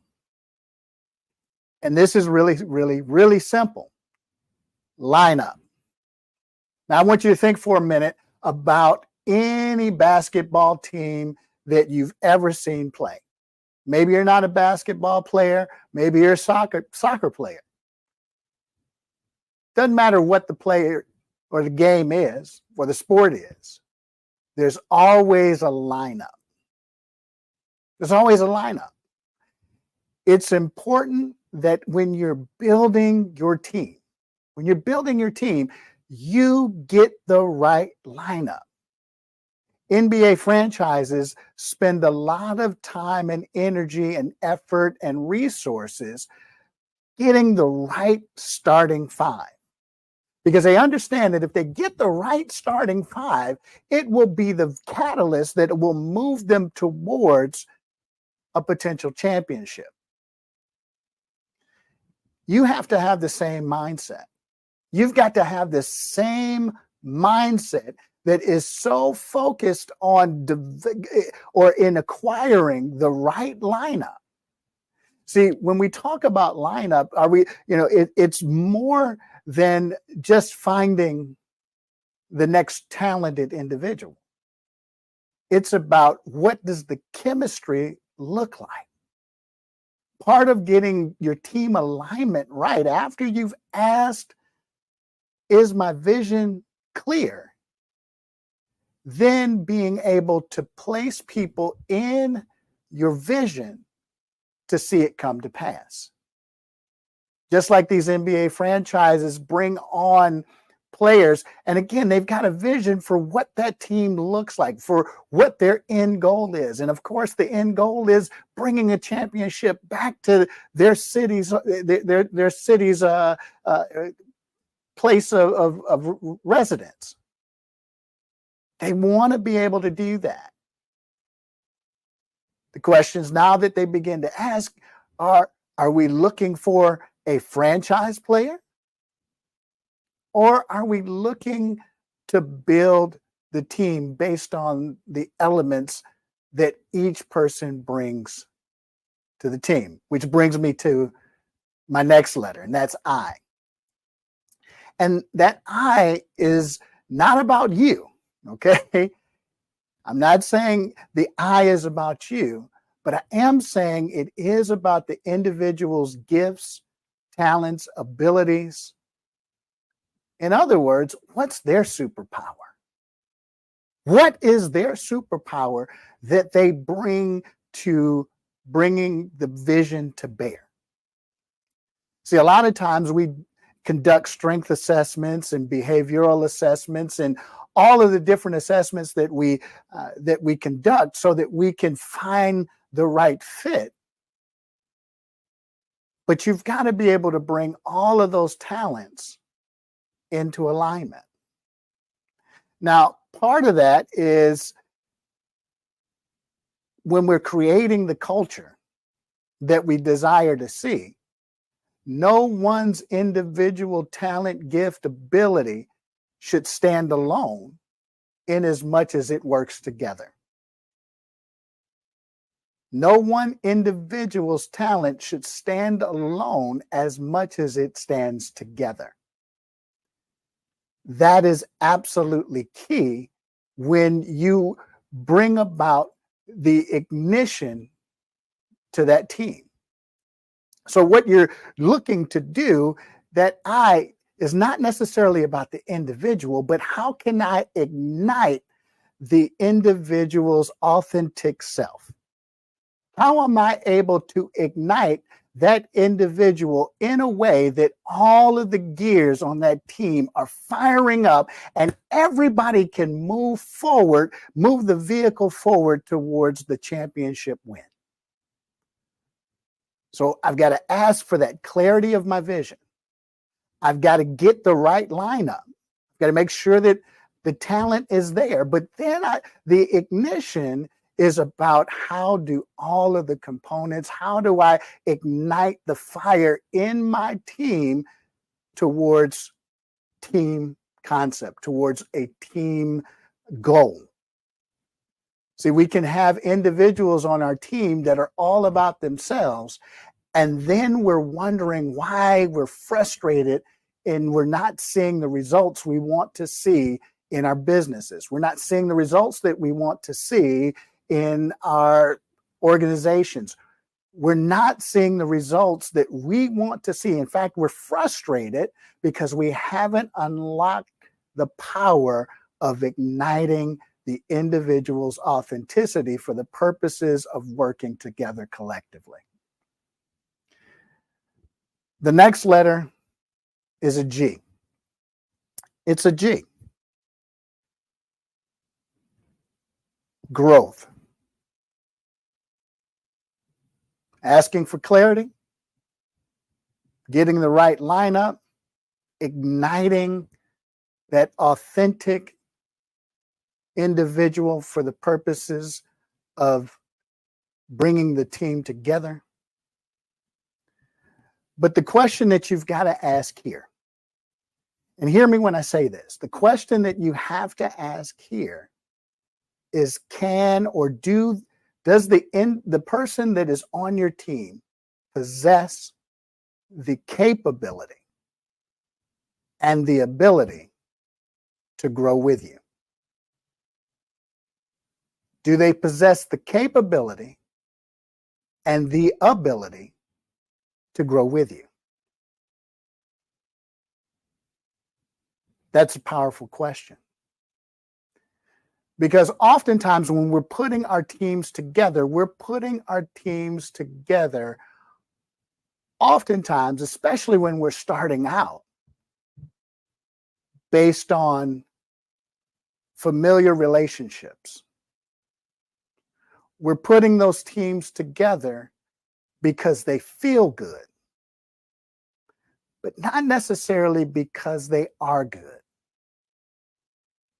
I'll say that again. We put our teams together because the relationship feels good, but not necessarily because it is good. We waste time on moving our organizations forward because we're oftentimes unwilling to have the crucial conversations that are necessary to bring about growth in the individual. Now, I know you're saying, well, they're a family member. Yeah, well, family can be tough to work with. Do they possess the capability and ability to grow with you? Well, we're childhood friends. We go way back. Again, do they possess the capability and the ability to grow with you? It's not personal. If you have a vision to change the world, if your vision is designed to impact globally, then sometimes you have to have that crucial conversation. Now, the people that are supposed to be on the team, they will possess the capability and the ability to grow with you. They're going to be vested in growing themselves, in developing their capability, developing their skills, developing the things that will take them higher, that will elevate their game. And ultimately, because they are elevating their game, they're elevating the game across the board for everyone. Unfortunately, some people that are a part of your team, they've hit their ceiling. They've hit their ceiling. They can go no further.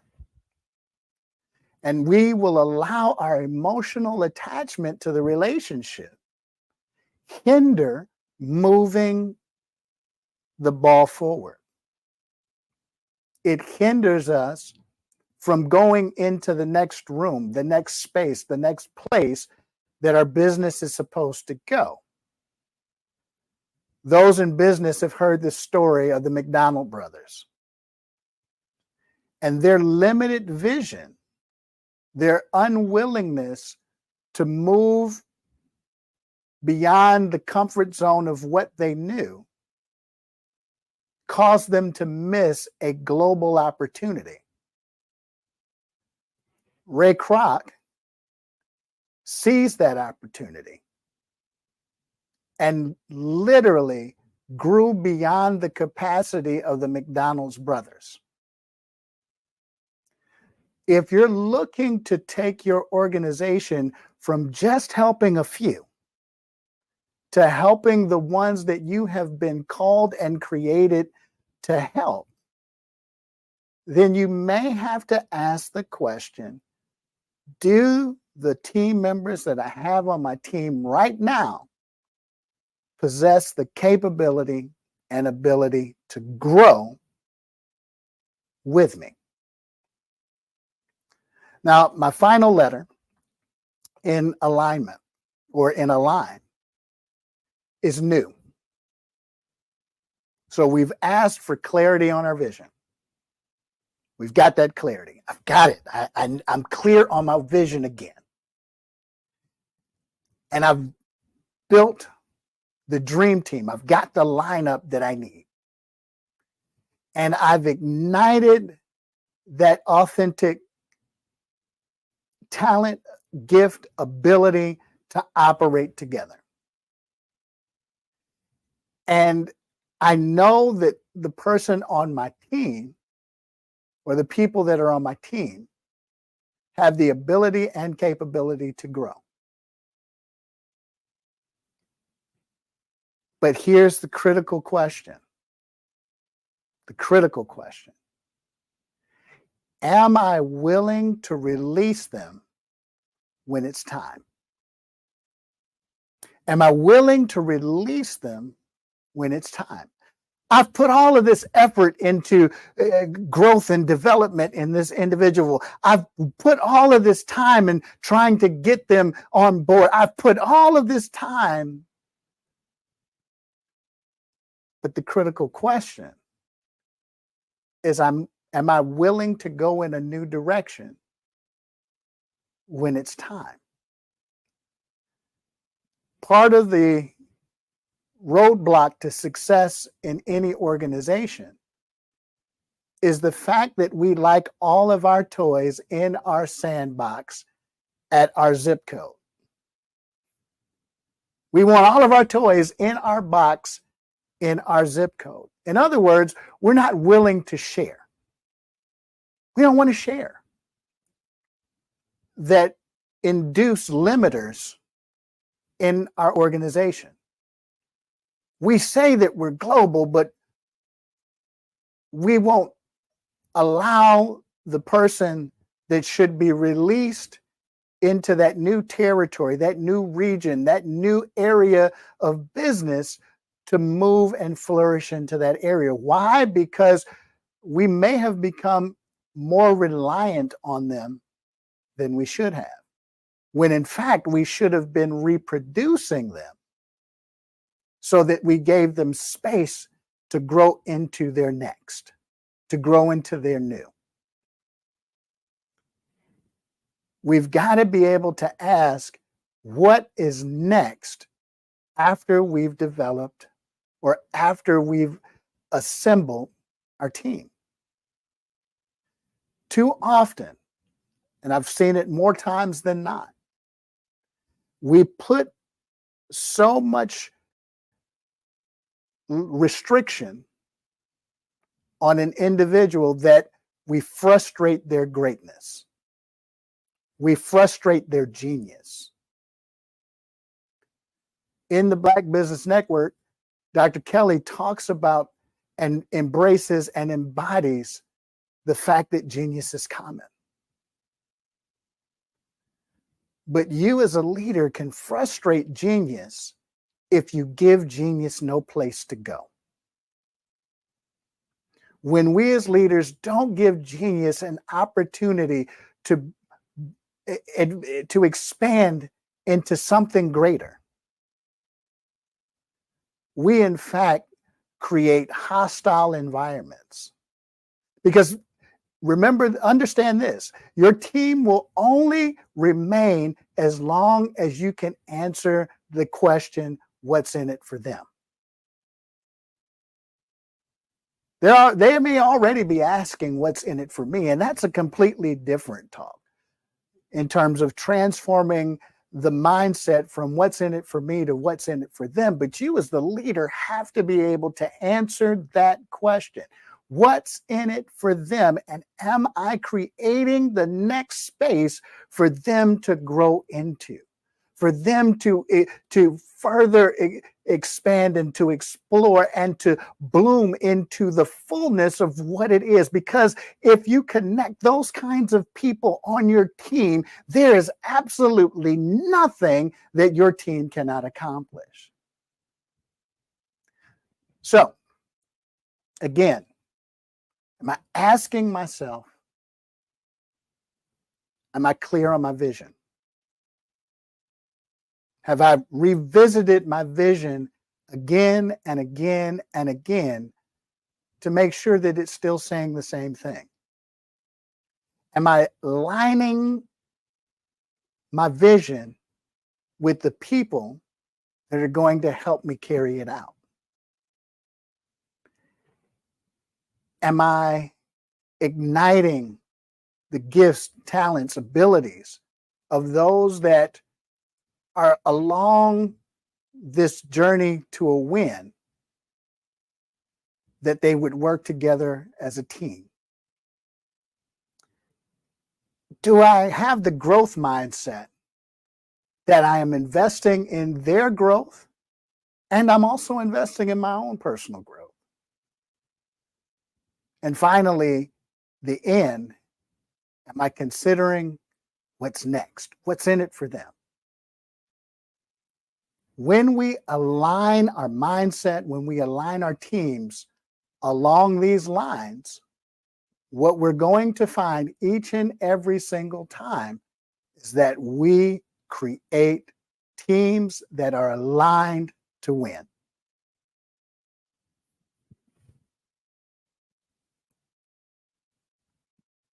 Oh, Angela, I think you're still on mute.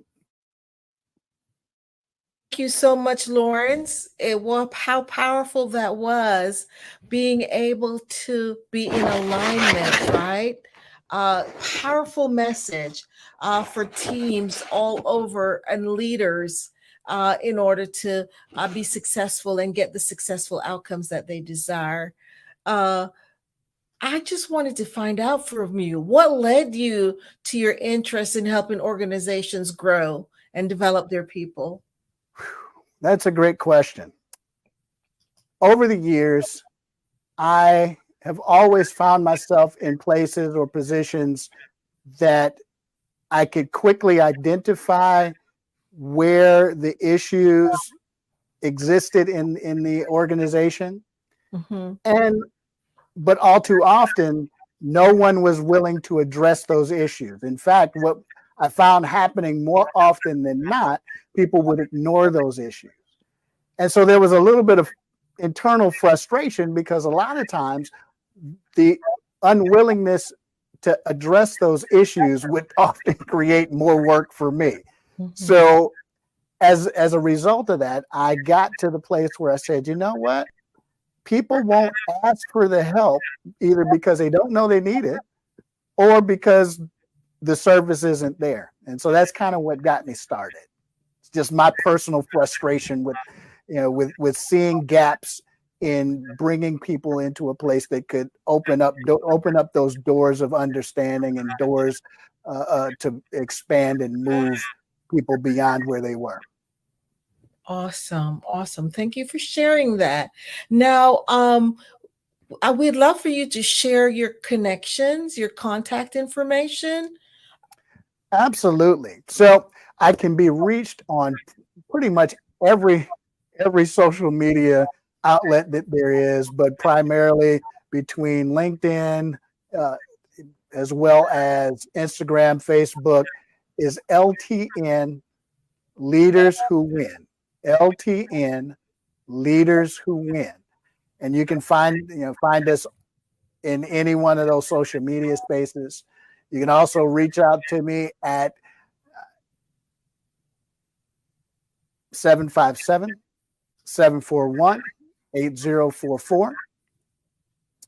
Or you can reach me at admin@ltnenterprisesllc.com. So any of those spaces. Thank you so much, Lawrence. It's been a wonderful opportunity to get to meet you and definitely learned a lot. So thank you. And always remember, genius is common, and I'll see you on the other side. Thanks, Angela.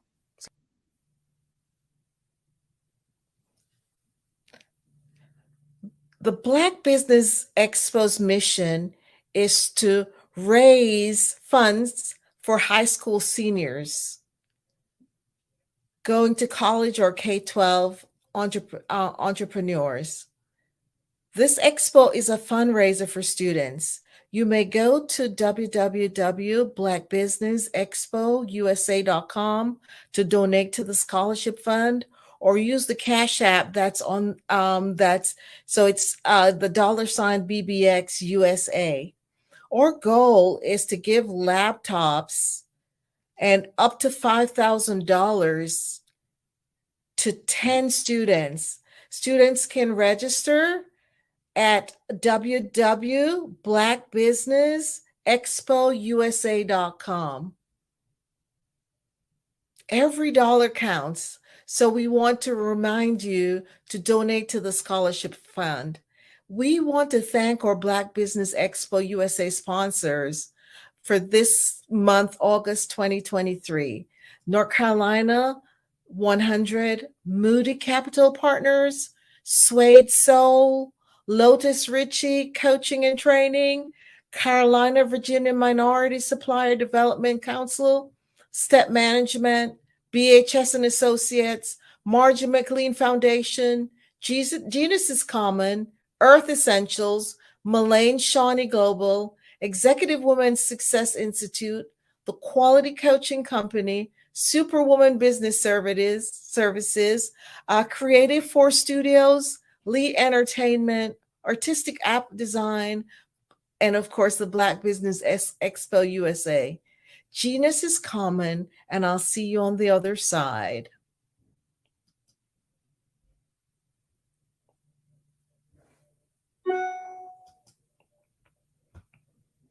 I'm Ramon Ray, founder of Smart Hustle Magazine and smallbiztechnology.com.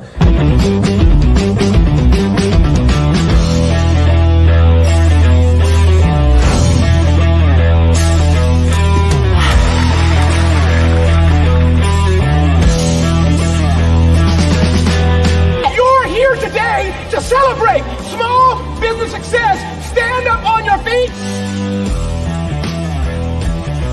You rocked the house. Hey, thank you. It was amazing. Didn't we learn? For me, success comes from failure. One thing not to do is shake somebody's hand like this.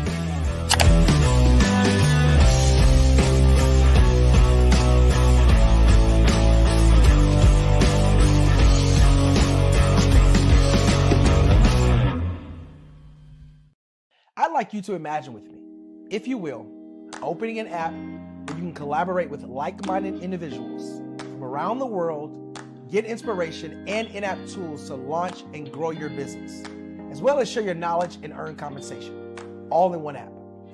Well, the name of that app is Truso, short for Truly Social.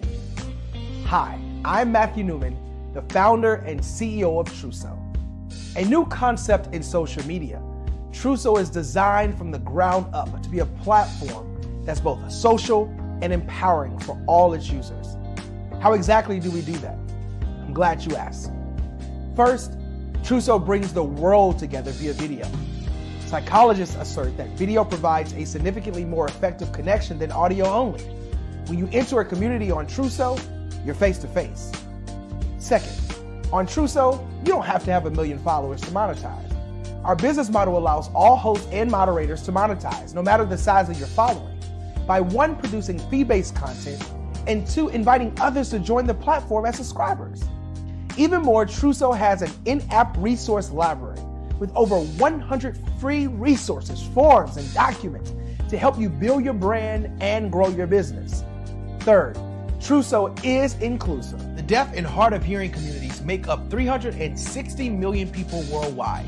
Unlike audio-only apps, Truso embraces this community, providing a networking platform that allows them to participate via video and closed captioning. We even have a deaf and hard of hearing foundation in the works as well. Fourth, Truso is both social and safe. We refer to Truso as a virtual extension of the beauty shop, barbershop, and brainchild of the community. A place where there's laughter, along with wisdom, growth-oriented conversation, and genuine connections in a safe space. Truso even has proprietary security to ensure we maintain a safe environment for everyone. Where are we at now?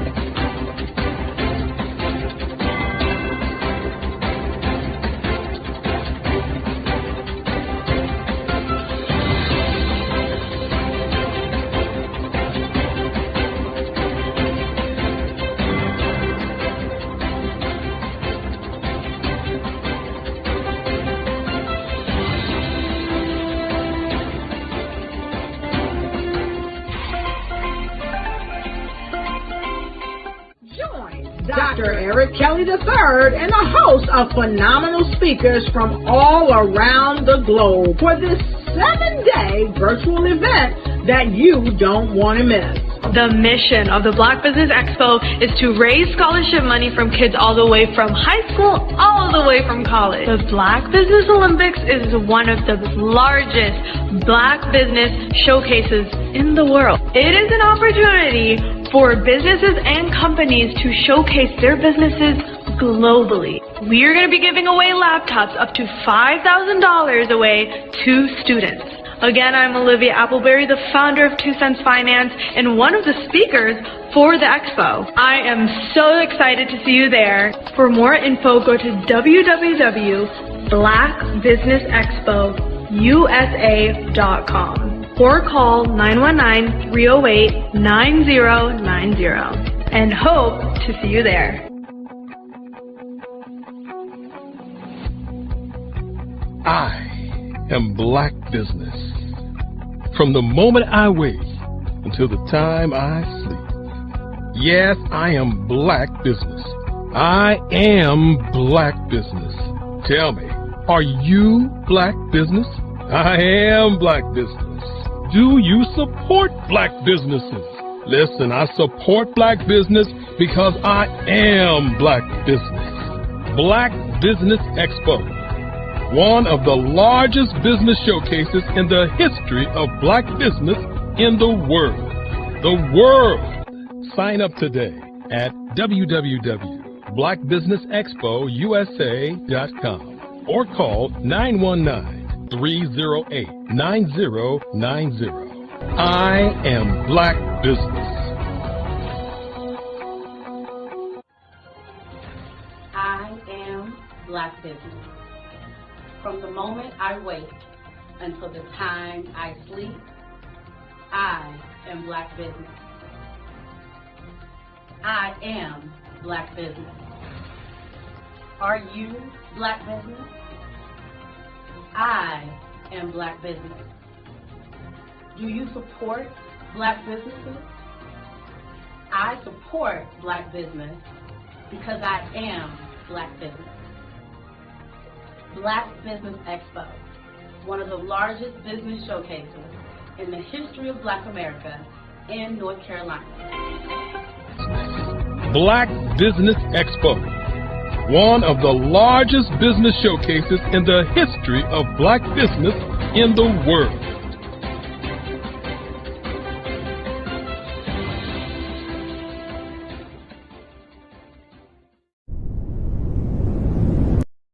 I am from Washington, D.C., but I was raised in Durham, North Carolina. I came to Durham when I was about 5 or 6, and then I traveled back and forth to D.C. because it's where my people are from. One of the unique things about my family is my mother, she's also an artist. She does quilting, and she does a lot of artistic things, and then my son, he draws with both hands, his right hand and his left hand like I do. So that's kind of a family trait. And then my other son, he's a videographer, and my daughter, she works, she's a regional vice president for Sunglass Lab. When you start out drawing and sketching, you want to continue to explore, you know, each avenue. I do pastels, I do pen and ink, I do painting, I do acrylics. I haven't done oils yet. But I try to do all facets of art. What I say to a lot of times to people is, you know, you can't put yourself in a box when you're an artist. You have to explore. And over the course of my life, I've tried to explore different mediums. I also do sculpture as well. I choose my subjects by the intensity that they have in their faces, or the intensity that somebody is moving, because I do more than portrait drawings. I also do I do abstract, and then I do figurative drawing also. Well, what happened in this particular show is that I started out trying to come up with something that would be a little bit different than what everybody else is doing. So I was working on a Barack Obama show, and they wanted me to do some paintings of Barack. And so what I did was, because of the deadlines, I kind of did it kind of fast. And then I realized when I was doing it fast, I enjoyed it. And so then I started doing other pieces the same way, and I started to enjoy those pieces also. And so I came up with this particular style, and it's a style of lines and colors. And what's interesting is that when I was in college, I did a show called Lines, Colors, and I talked about the boldness of the blacks, the hotness of the whites, and this is how this has come about, later on in my life. And the colors comes from a lot of the entertainers that I work with, where they wear different colors. They don't wear, your plain reds or your whites. They wear different colors, and so that's also another piece of what's giving me the colors. The subtitle of this show is Faces That Speak Life. That's real critical. Faces that speak life. Each one of these pieces is a life source and a life energy that's being put on display for people that are looking at them. I always say in terms of my art, it's not important that I draw them. It's important what you get out of what I draw. I don't try to just draw it because you like it. People wanted me to do prints. I didn't do prints. People asked me to do different people, but the people that I choose are people that make a difference in the lives of people in the world. So the human landscape idea was, again, as I say, the lines represent your emotions, it represents your ideas, and it represents your journey as a human being. And that's why you get the different pieces and the different looks. And as you notice, I try not to do one look that looks alike another look. And that's what's the most important part of this show.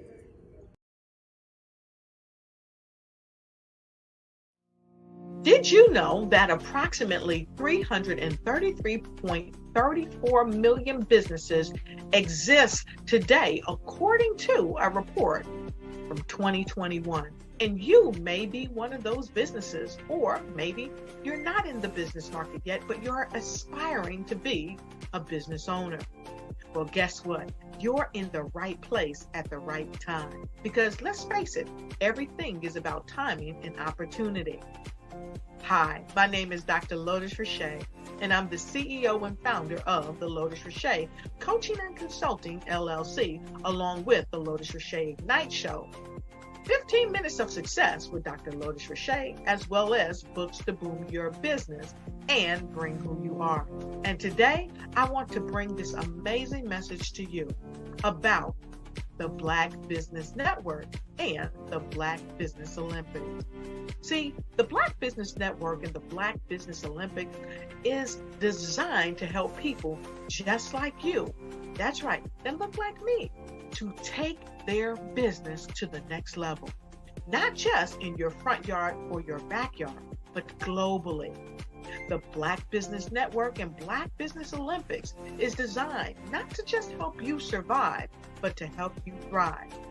So join us today as we come together with businesses all around the world to support our students, our children, our young teens, our young entrepreneurs. What we do is we come together to help raise funds for students who are aspiring to be business entrepreneurs, who are aspiring and who are thriving in college.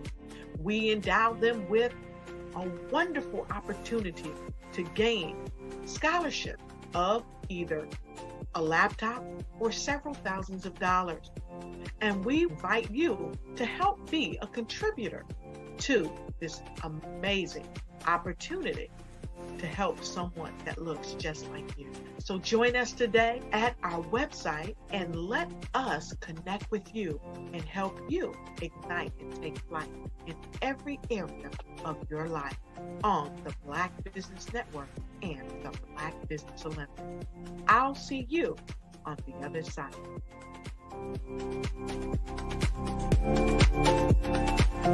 Phenomenal Tanya T. Wise, who is here from the great state of Maryland. Tanya, welcome and thank you for being with us today. Can you indulge our audience a little bit and tell them just a little bit more about who you are and what it is that you do?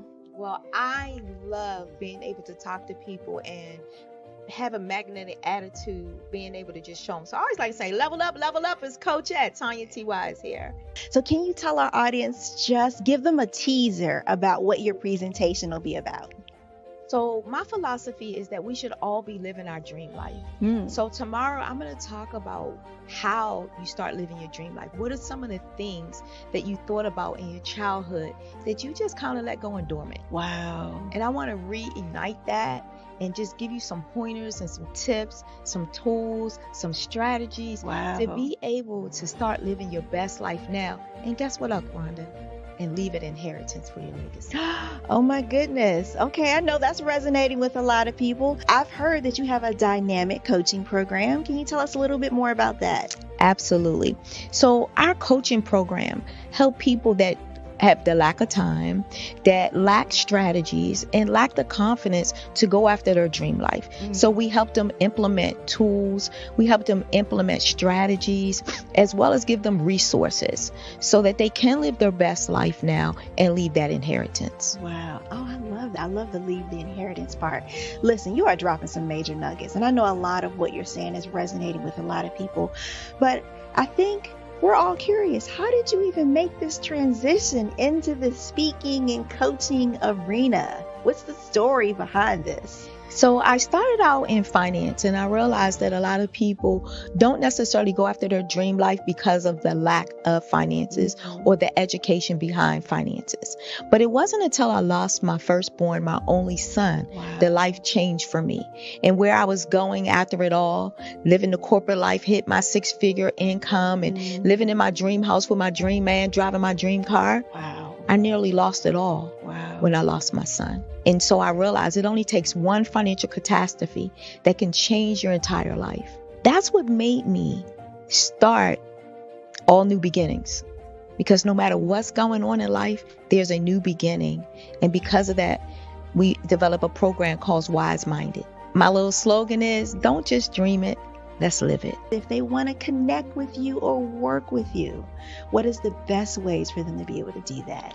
Well, for my social media guru, you can connect with me on every single social media platform as Tanya T. Wise.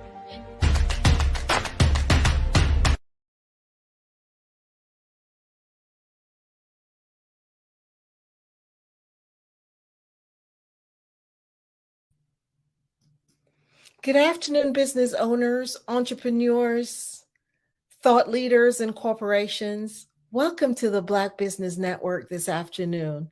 My name is Angela Baptiste, and I'm your moderator on the Black Business Network today. The Black Business Network is a 24-hour business network showcasing Black businesses, business owners, entrepreneurs, and thought leaders worldwide. We have speakers from North Carolina, London, Singapore, Africa, Japan, and cities all over the U.S.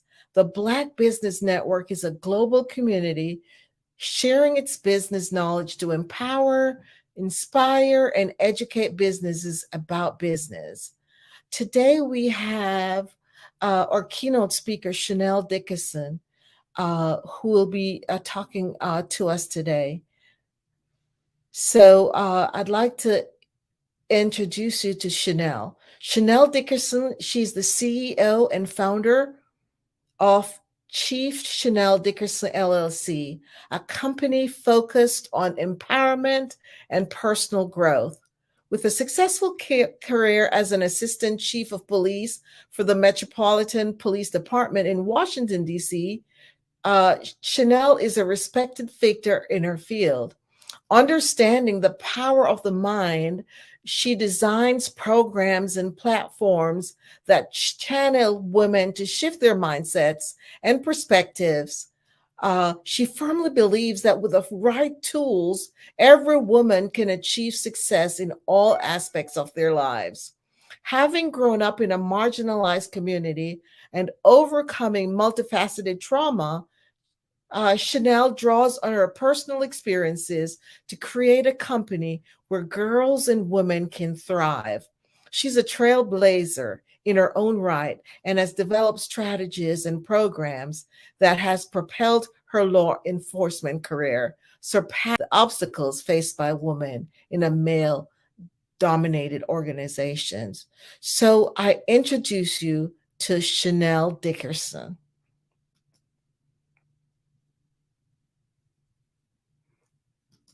Hello, Chanel.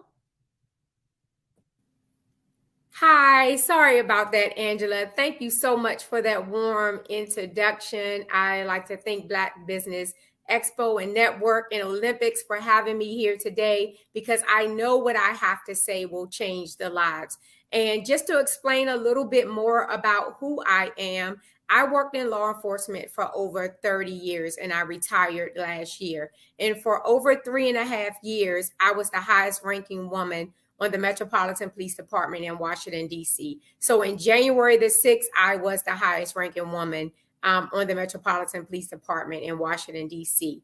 So I wanted to start a little bit about why I decided to create my coaching, consulting, and speaking business. I have branded myself as an empowerment strategist. Working in law enforcement, and I work in the community where I grew up. I grew up in the District of Columbia in Southeast DC. And so I saw a lot of the challenges that the community faced, that the Black community faced as a whole.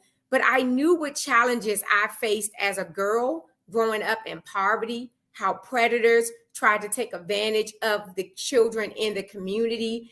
And women were the head of households, and they were trying to navigate the crime, poverty, and just taking care of themselves. And so seeing that for over 30 years and trying to fight for women's rights in a male-dominant profession, I thought about, like, what would I do once I retired? And I thought about a lot of names for my business. And I decided on Chief Chanel Dickerson, LLC, because I'm known as Chief Dickerson. I have credibility and my reputation in the community. People know of me as an empathizer. Like, that is who I am.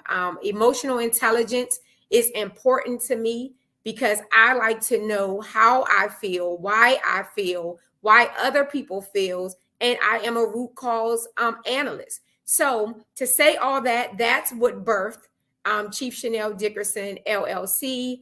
My focus have been on women and girls, although I work with law enforcement agencies, nonprofit organizations, but my niche is on girls and women. And it's obvious because I was a girl that grew up to be a phenomenal woman. It is my mantra that a woman can truly have it all when the core values are instilled within a girl. So what I want to talk to you about today is overcoming limited beliefs and self-doubt. I had limited beliefs and self-doubt throughout my childhood and on into my adult life as a law enforcement officer. But what I realized that only I had the power to control my life. And people had said about me years ago that I would not be successful in life because of the community that I grew up in. But I knew that I had to decide that my past doesn't define my future. So overcoming limited belief and self-doubt, you have to start with the mindset. And I talk about that a lot. The mindset is very powerful.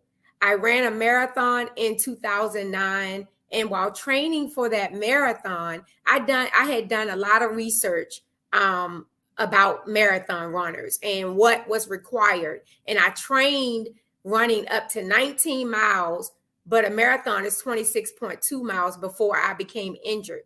And so the constant theme that I saw was the mind. They told me that at mile 20 that my body would deplete of all of the nutrients. But if my mind was powerful, and if I believed that I could, then I would. So I held on to that from 2009 all throughout my career and now into my business. So I share that with you. The mind is powerful. The body will follow the mind. If your mind say, I can, I will, I must, your body is going to step up to the task. So that's the first thing that you have to control, the thoughts in your mind. Challenge the negative self-talk. The part of our brain automatically goes to, there's a part of our brain that automatically goes to the negative self-talk, to believe or thought, to believe that we cannot achieve all the things that we were destined to be.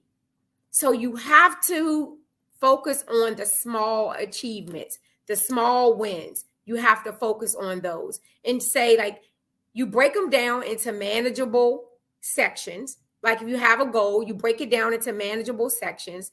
So when you achieve a small part of it, then you celebrate, because that process, you process that in your brain that I have done something good. So you got to counter the negative talks.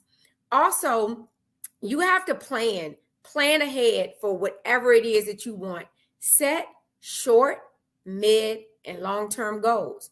Because when I think about like where I want to be in the next 6 months, and then the next year or two, or the next 5 years, like you have to write those things down. But I caution you not to go too far, right? Because if you are a person that's struggling with limited beliefs and self-doubt, you already believe that you can't.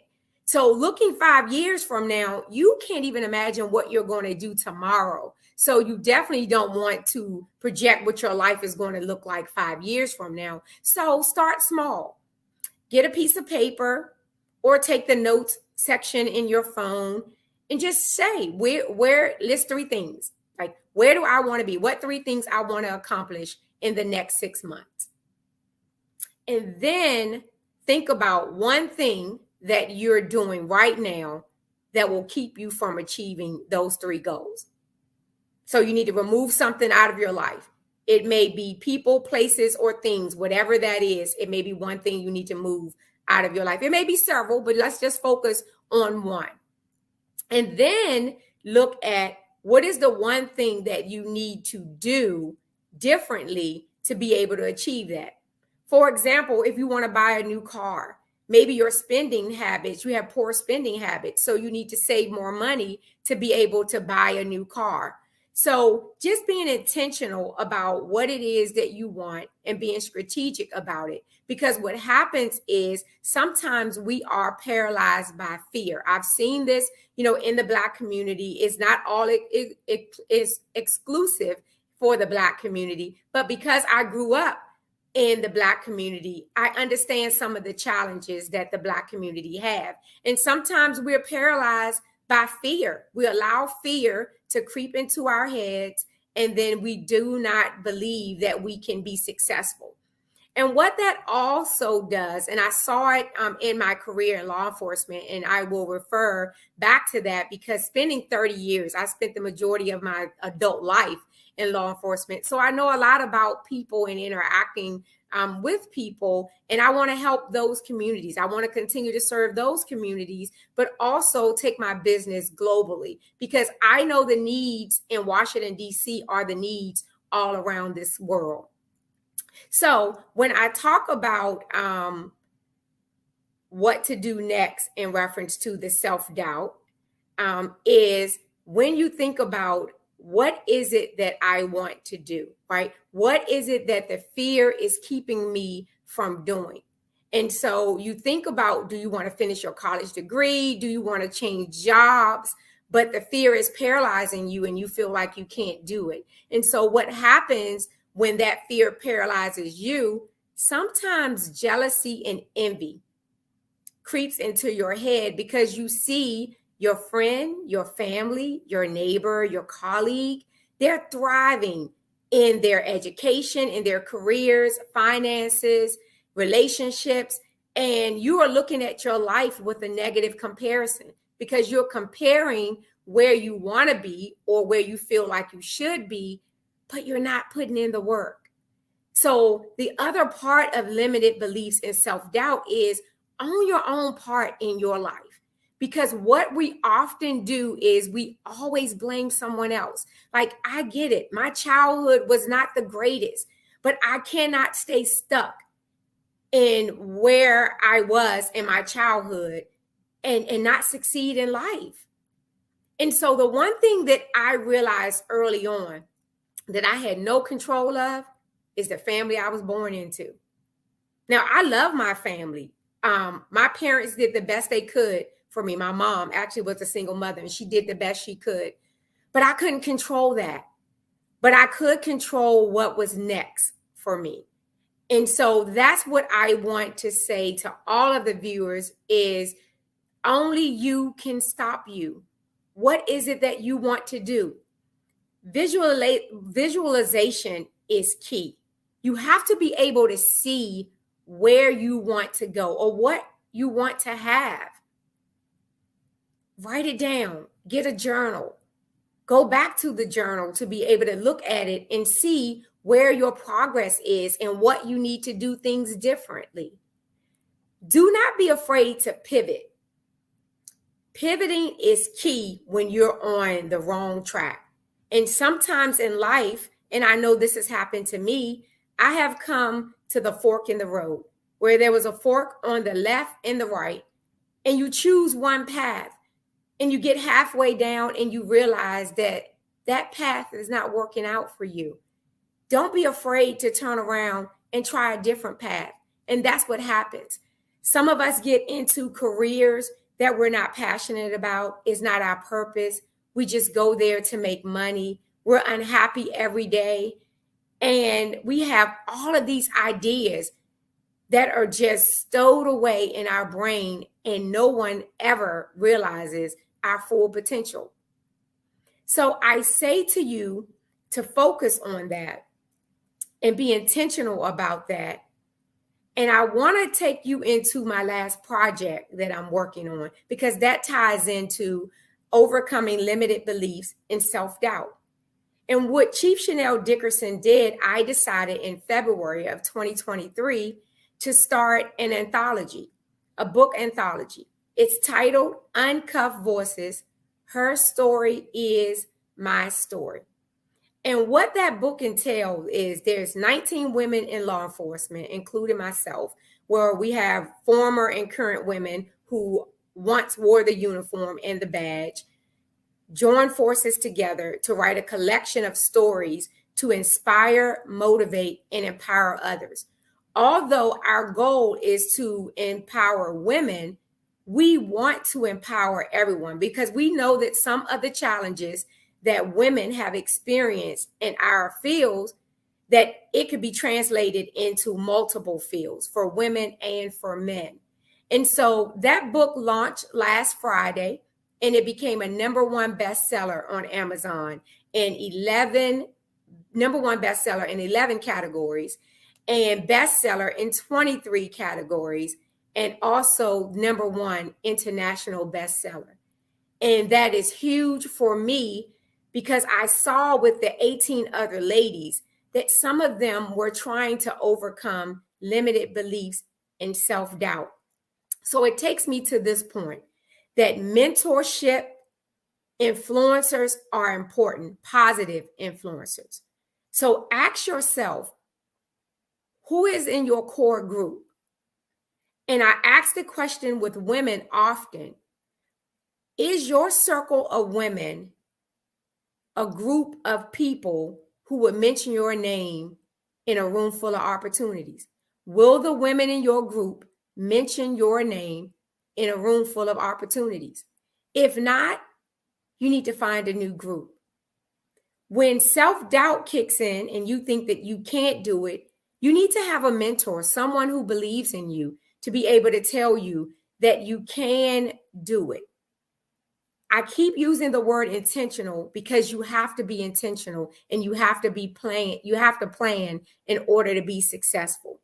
Because they always say that if you do not plan, you will fail. That is what happens. It's not that you should be worried about that you create a plan and your plan failed. It's that you never created anything and expect it to succeed. That is not how life goes. So I'll talk a little bit more about how I overcame self-doubt. Is I was intentional about where I wanted to go in my career before I started my own business. And I knew I wanted to become an executive at the police department in the nation's capital. So I did the research of what did it take to achieve that level in the nation's capital. In education, I had started and stopped with my education for many years. And I started the police department at 17 years old as a police cadet. So I passed on my scholarship to college, and I decided that I wanted to be a police officer and serve my community. So I did not go back to school. I worked the job and ascended the rank to sergeant. And one day I was passed over for a promotion. And I was wrongfully passed over for a promotion. And I decided at that moment that only I could control my destiny. And so what I decided to do is go back to school and finish my undergrad degree, because what I knew is they could not take away my education. And so those were one of the tools that I used to overcome my limited beliefs and self-doubt, because I have to admit, going into a room with other people with degrees, sometimes you feel like that you don't belong.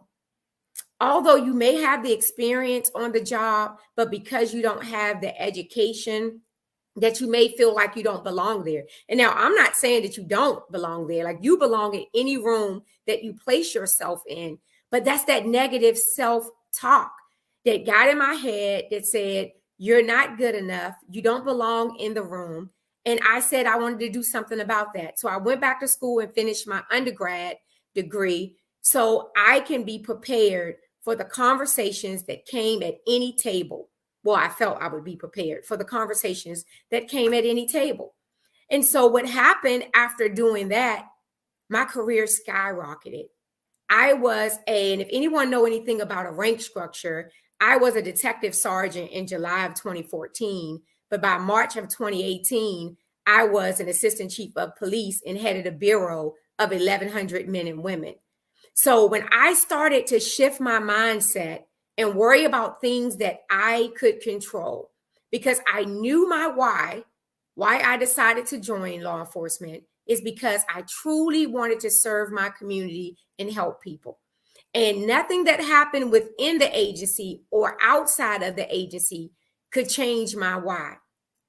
So I elevated throughout my career, and then I changed. You know how I say you can pivot? You pivot, right? You pivot.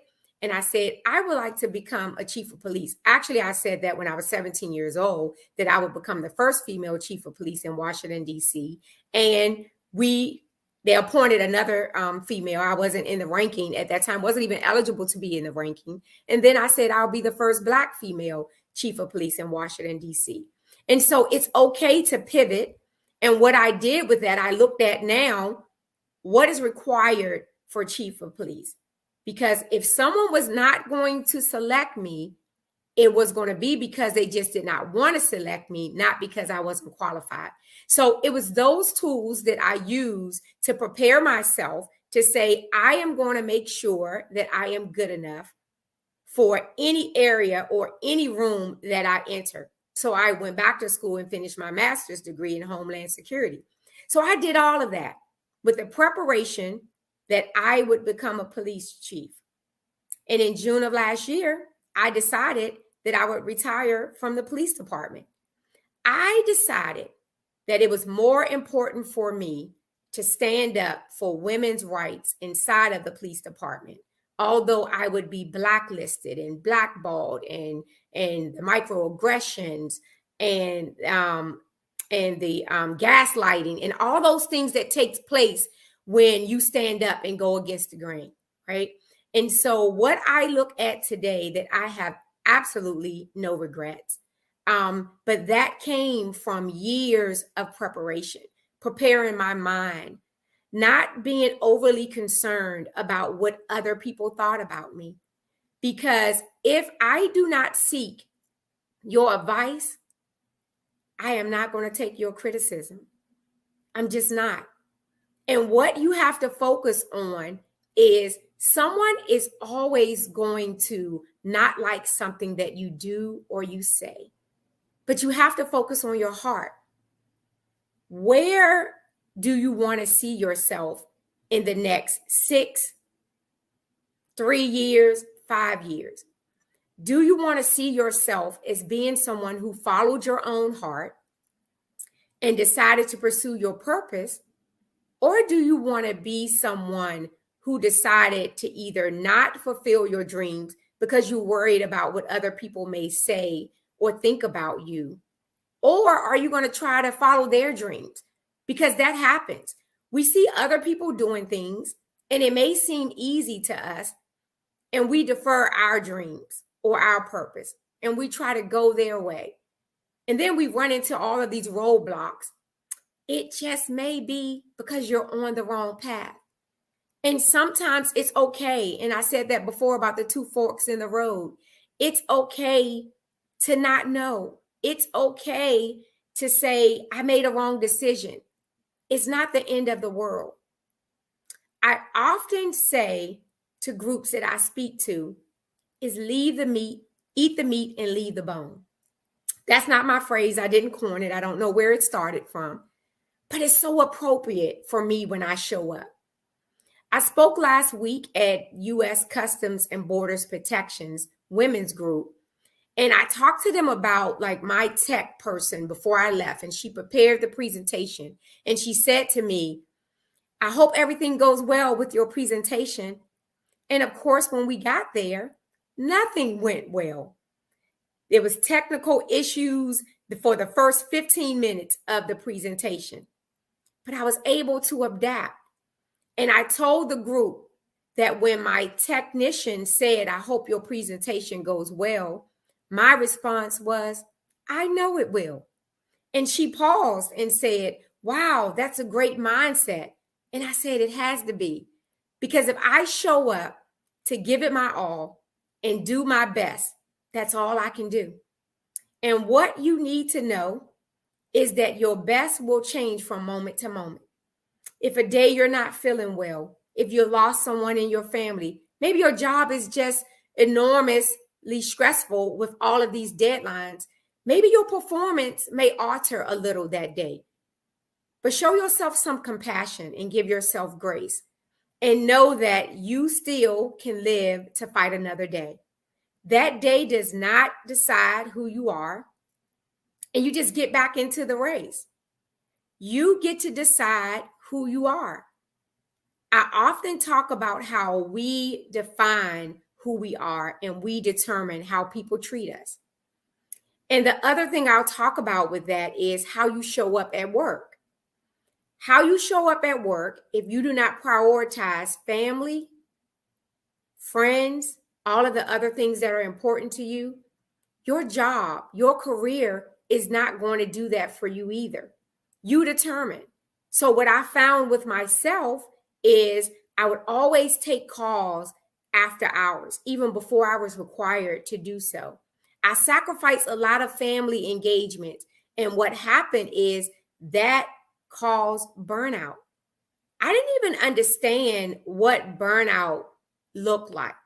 I was experiencing the lack of patience, the sleeplessness, the gaining weight and not eating healthy. Like all of these things was happening to me, and I didn't like the person who I had become. And I felt like I was regressing. I had made so much progress with limited beliefs and self-doubt. And I felt like all of a sudden, one thing happened in my life and it was changing the way I viewed myself. So I'm letting you know here today that just because you may be on the right track, just know you could be only a couple of seconds away from reverting to who you are.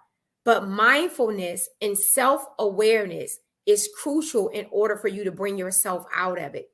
You just have to know in life what things affect you. What's your sources of stress? Can you remove them? Can you minimize them? So there's a lot to take in with what I've said. I know I've said a lot, but it's important in reference to for your mindset to be clear on what you need to do in life. And so I am excited about where my business is going to take me. I have a 12-week program working with women to help them build their confidence so they can dominate their careers, relationships, finances, and education. Thank you so much, Chanel. That was powerful. Thank you for being one of those women who felt and did what was, you felt that call and you did it. You took that fork in the road and did what you needed to do. Yes, thank you so much. Thank you. I just had a few questions that I'd love to ask. I'm sure the audience wants to know. While working in law enforcement, did you experience any self-doubt at all? Oh, absolutely. And I kind of mentioned it a little bit before. Is I started with self-esteem issues when I was younger, and it entered into my adulthood, into the police department. And working in a male-dominant profession, you often feel as a woman that you're not good enough to be there, that you have not earned your right to be in that profession or to be in any rooms you enter. How did you overcome that? Well, it started with practicing self-care. I had to start working on what was causing the self-doubt. I had to look at like my childhood trauma and focus on healing from my childhood trauma, because that was a source of my self-doubt. I didn't realize that it was, but once I started going to therapy and working with a natural path and eating healthier and exercising, I realized the source, because oftentimes we miss the root cause. Like we see whatever the problem is, and we normally go in to try to fix the problem, but what caused the problem? And so that's what I did, and that's what helped me overcome. I'm a big journaler. And so I like to journal, and I write down a lot of things that happen during the course of my day and my emotions, how I feel.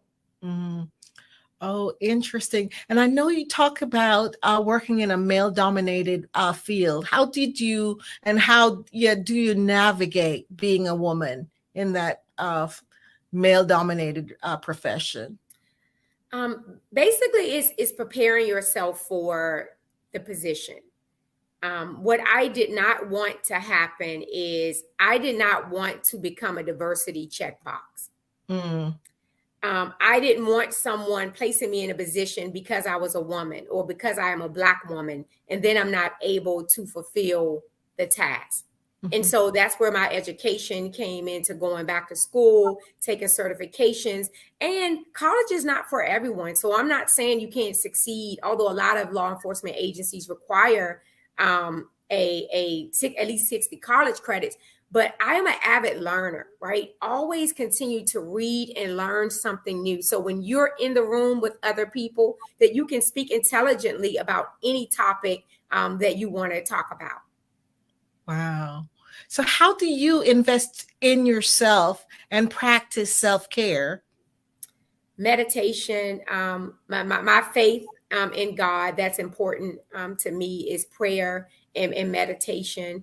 And I respect that everyone that I work with may not share the same beliefs that I do. So in my program, I focus on the meditation and taking time out for yourself every day, and the 15 minutes of exercise. I tell everyone to start with 15 minutes, because we all have 15 minutes that we can walk for 15 minutes. We can do some form of exercise for 15 minutes. And once you start doing that, the consistency kick in, the discipline kicks in, or because you won't always be motivated.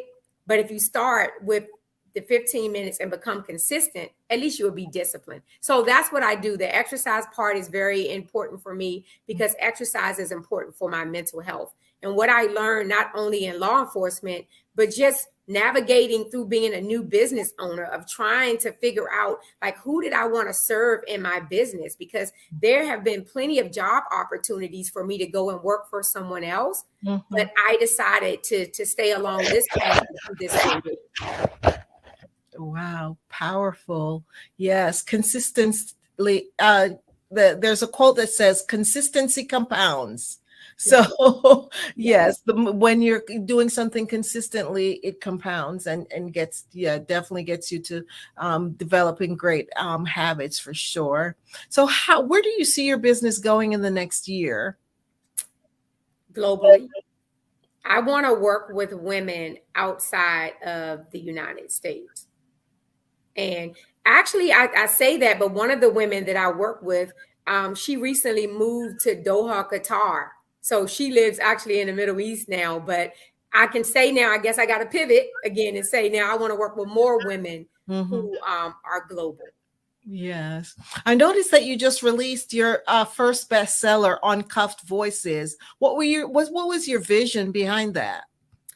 My vision was simple yet powerful, to create a platform where women and law enforcement could come together and share their stories, their real life experiences of how they navigated of being a woman in a male dominant profession, of navigating motherhood and, you know, being a wife, a mother, someone's daughter, maybe a caregiver, and just dealing with your own trauma and trying to figure out like who you are and what you want to be or who you want to be as a woman, and navigating this space and taking care of a family. So I wanted them to be able to have a platform to be able to use their voice, because that's why it's called Uncuffed Voice.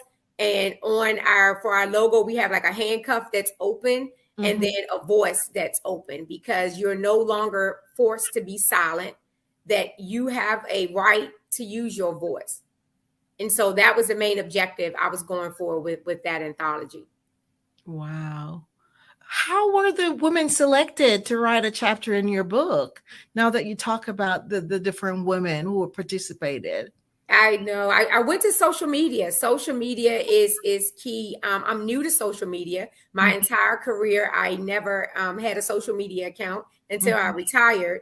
But I put out promotions out on social media seeking any woman in law enforcement who have ever been in law enforcement. You don't have to currently be in law enforcement, who wanted to share a story. So that's how they were selected. Oh, wow. And they just responded to that, to the ad? Yes, they responded to an ad. I had a information session. So anyone who was interested could join the session, and I explained to them what the book was going to be about and what my vision was for the book. And I got 18 women, like right off the break. 18 women signed up. Wow. That's so interesting. Really cool. So what's next for Uncuffed Voices? Well, I envision Uncuffed Voices becoming a docuseries. It would be great for the 18 chapters that are in that book, that we could create a docuseries with each chapter being an episode, or perhaps a docuseries that include women all over the world who have worked in this field and just didn't share their story or didn't run across me, you know, back in February, but have a story to tell. Powerful. Yes, that would be cool. So tell us a little more about some of the programs that you offer for women and girls. Okay. Thank you. Thank you so much for asking that question. Is because for girls, I have a particular focus for girls in the foster care system. Because what I learned during my time at the police department, and I started back in 2017, a missing person campaign, and it made national news. A lot of the celebrities were talking about it because a lot of Black girls were missing in Washington, D.C. So that was my campaign. And what I wanted to do then is to bring awareness that a large number or a large percentage of Black girls were being reported missing. And I wanted to make sure that they received the same level of media attention and investigation. And so what I found is girls and boys, but it's children in the foster care system are vulnerable. The predators prey on them because they feel like that no one cares about them and will not look for them. So that's what my program is now, is to build their confidence, for them to know that they are valued and they have a rightful place here. And because of whatever their home situation is like, it does not mean that they can't thrive in society. So that's what the program is for girls. It really all starts in the mind. I kept focusing on that, but I'm telling you, if your mind tell you you can't do it, you will not do anything in life. Yes, so true. You know, the mind controls everything. Yes.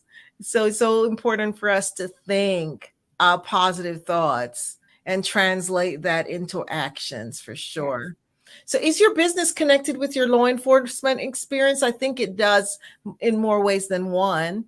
Yes. And that was part of the reason why I decided to name my business Chief Chanel Dickerson, because that was part of my brand.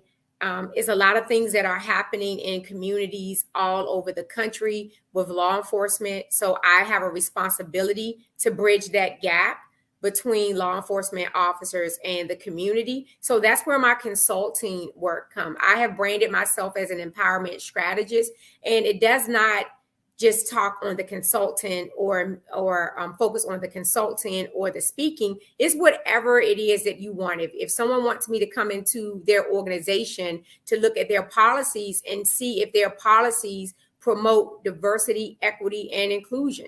And so, yes, the short answer is yes, my business definitely overlaps my law enforcement career, because I noticed a lot of things that happen internally at my organization and how we showed up in the community that I think it's important for me to be like this catalyst, if you will, to make sure that people are respected and heard in the community. Thank you so much, Chanel. Really a lot of things to offer to the community which you serve, and you're alluded to going global. So I wish you all the best. And it's such a pleasure to talk to you and get to learn more about your service. So always remember, genius is common, and I'll see you on the other side. See you on the other side. Thank you so much. Have a great day. You too.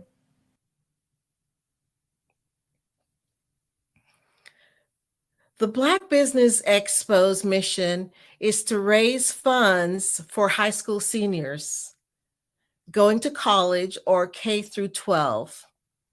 This expo is a fundraiser for students.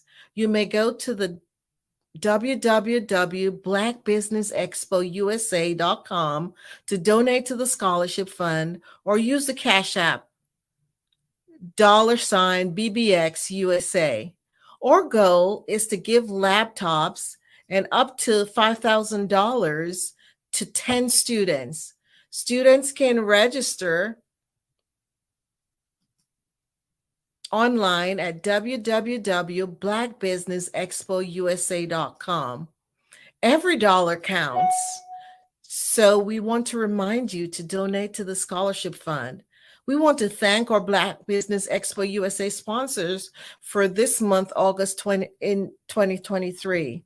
North Carolina 100, Moody Capital Partners, Suede Soul, Lotus Ritchie, Coaching and Training, Carolina, Virginia Minority Supplier, Development Council, Step Management, BHS and Associates, Margie McLean Foundation,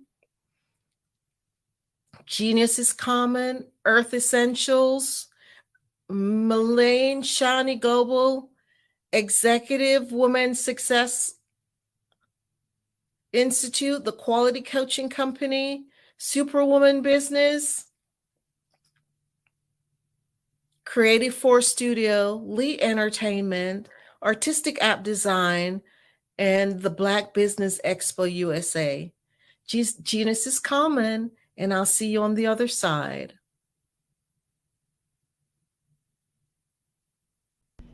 Why do I do what I do? You know, my life coach asked me that a few years ago, and she said, Tony, what's your why? And I told her, and she said, girl, you've already accomplished that. Perhaps you need a new why. Hi, Tony Harris, Amy Hoydu with Say It Said Marketing, one of your students. And just wanted to say thank you, Tony Harris, for spending so much time with me and giving me that boost in my business that I so drastically needed.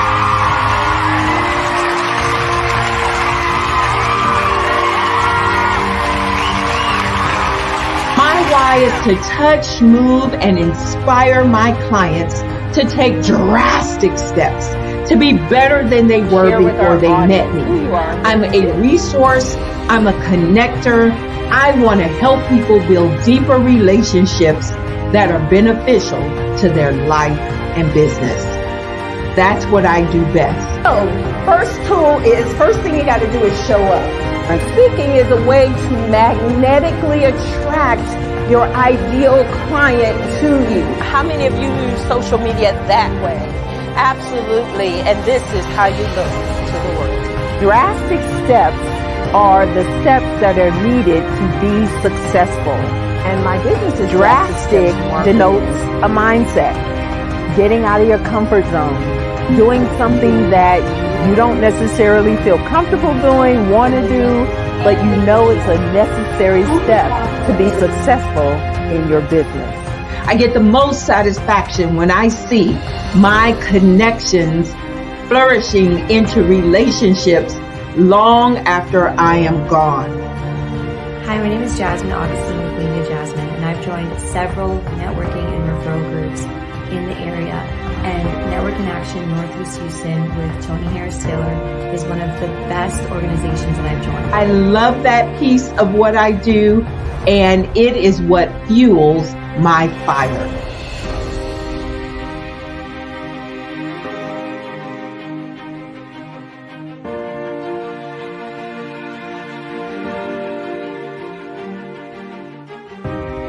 My name is Tony Harris Taylor, saying take a drastic step today for a fantastic tomorrow.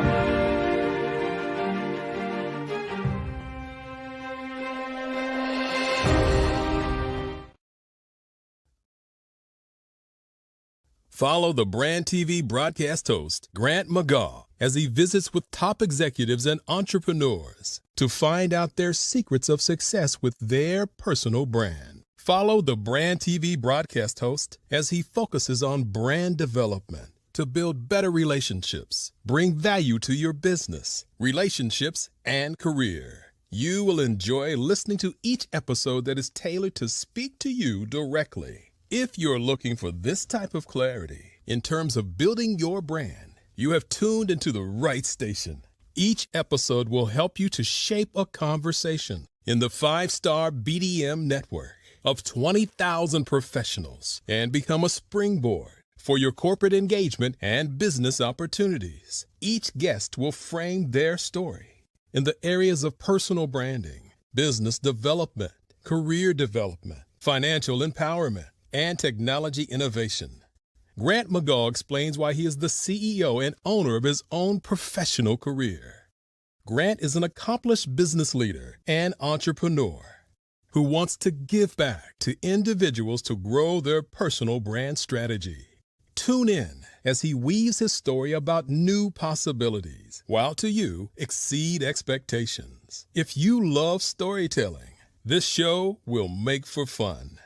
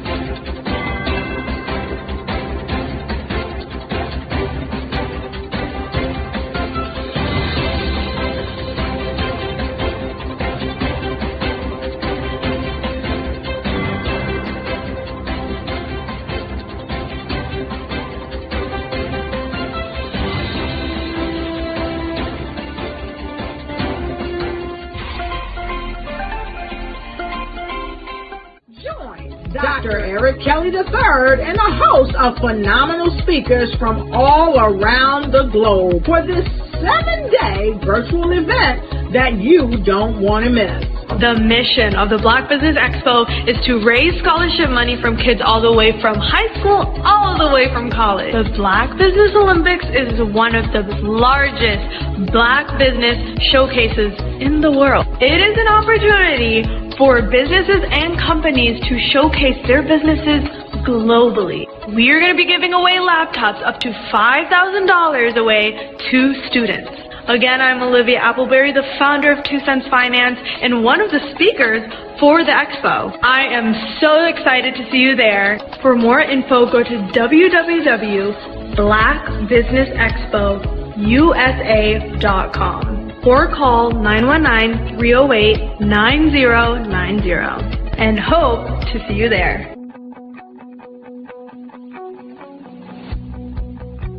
I am Black business. From the moment I wake until the time I sleep. Yes, I am Black business. I am Black business. Tell me, are you Black business? I am Black business. Do you support Black businesses? Listen, I support Black business because I am Black business. Black Business Expo, one of the largest business showcases in the history of Black business in the world. The world! Sign up today at www.blackbusinessexpousa.com or call 919-308-9090. I am Black business. I am Black business. From the moment I wake until the time I sleep, I am Black business. I am Black business. Are you Black business? I am Black business. Do you support Black businesses? I support Black business because I am Black business. Black Business Expo, one of the largest business showcases in the history of Black America in North Carolina. Black Business Expo, one of the largest business showcases in the history of Black business in the world.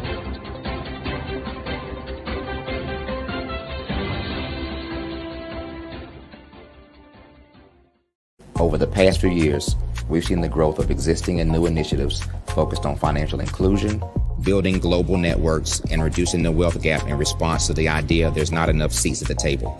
Whether their outcomes are to increase the representation of Black executives on corporate boards, ensure an inclusive global economy, or to create new U.S. African commercial pathways, the strategies are often carried out by separate programs. The question is, should they be? With the continent of Africa being home to more than half of the world's fastest growing economies, the youngest workforce, over 400 companies generating more than $1 billion annually, 700 generating more than $500 million annually that are poised for growth, and being the destination of nearly $5 billion in venture capital in 2021. Diversifying U.S. and Africa commercial engagement by building bridges between African businesses and their U.S. diaspora should begin being seen as mutually beneficial. From helping to reduce Africa's enormous capital gap to catalyzing two-way trade opportunities, the COVID-19 global pandemic hopefully has taught us that global challenges and opportunities are more interconnected than we thought. During the pandemic, African companies like Unicorn Flutterwave, insurance provider Reliance Health, ride-hailing app Yasir, and 54Gene, the continent's first bank of DNA on people of African descent, proved that when African companies have access to networks, capital, and information, they grow big, grow fast, and create solutions that are valuable to the world. This is why BeDirect was created. We are the first U.S.-based but African-centric board preparedness and board search company designed to connect U.S. Black talent and corporations to African businesses. Unique and fundamental to BeDirect's success is our process of helping board candidates adapt their experience and networks to an African context before they're connected to high-growth companies that are looking to locally and globally scale. From our focus groups with African business execs and government leaders, we don't ignore the sentiment that business is easy, but people are hard. Having a pool of board candidates with hard-to-access networks and extensive experience across the business life cycle, including successfully raising capital, is table stakes for an initiative like this. So yes, we have that. But corporate or entrepreneurial success in the U.S. does not guarantee success in Africa. Developed alongside industry partners on the continent, our training program, BeDirect Prep, is designed to transpose their experience to create cultural comfort, understanding, and a commitment to helping businesses in Africa scale. Our board governance sessions are African continental and country specific, integrated with cultural awareness and dexterity training, masterclasses led by African industry execs, and mentoring and coaching from African continental based facilitators. But even more unique to BeDirect Prep, We cap off our training program with an immersion trip to help candidates that have not been to Africa before see and feel Africa's complexity and opportunity from African soil. We all know traditional network-based board placement has historically left a lot of us out of ever really being in the paid board pipeline. Our strategy supports the work of many great organizations that are successfully filling seats at U.S. board tables by creating more tables for those that are still left on the sideline. It's time to start seeing the role and value of U.S. Black talent and businesses on the continent of Africa differently. Old perceptions and habits limit economic inclusion. Let's transition Black talent and the African businesses they will support from the periphery of the global economy to its core. Living in a global lockdown, we all know now how fast local and global economies can change and see the value of having businesses that hire, strengthen local value chains, and even grow globally. Status quo in any form holds back progress. We must democratize U.S.-Africa commercial engagement by socially and economically connecting cultures that have long been disconnected.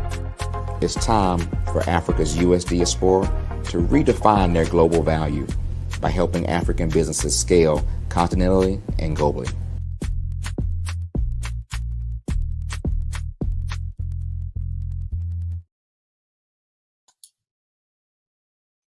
Hi, I'm Barbara Smith.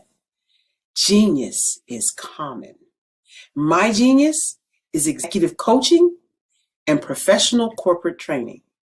As the master executive coach and corporate training ambassador for the Genius is Common movement, I help business owners craft their stories in such a way that you know exactly what they do, what they have, and what they bring to the table.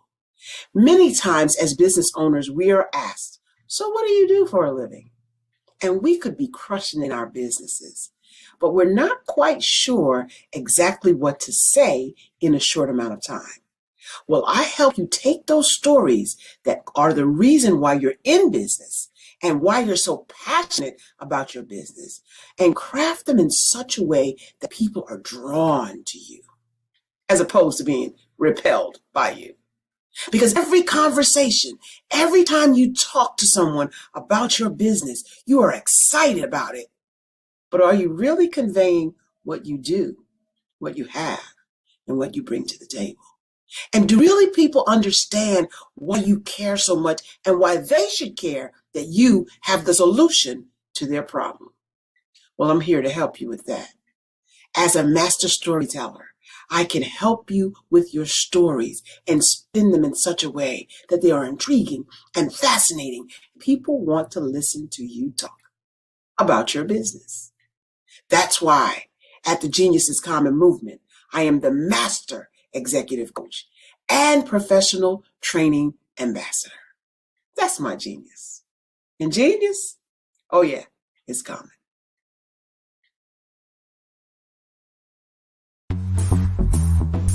Attention all entrepreneurs and companies. Are you looking for reliable and efficient virtual assistants and back office support to help you manage your business tasks? Look no further than Superwoman Business Services.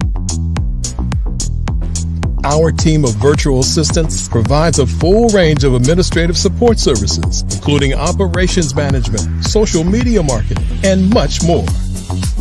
We also offer website design services to help you create a professional online presence that reflects your unique brand. In addition to administrative support and website design, we offer business development and structuring services to help you grow your business and achieve your goals. We'll work closely with you to identify areas of improvement and develop a customized plan to help you reach your full potential. At Superwoman Business Services, we understand that running a business can be overwhelming and time-consuming. That's why we're here to help you fly high and achieve success.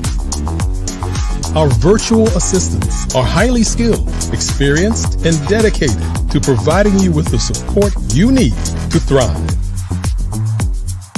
Come fly with us and take your business to new heights.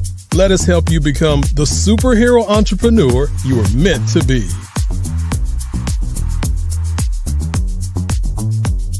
Contact Superwoman Business Services today to to learn more about our back office support services. Come fly with us and take your business to new heights.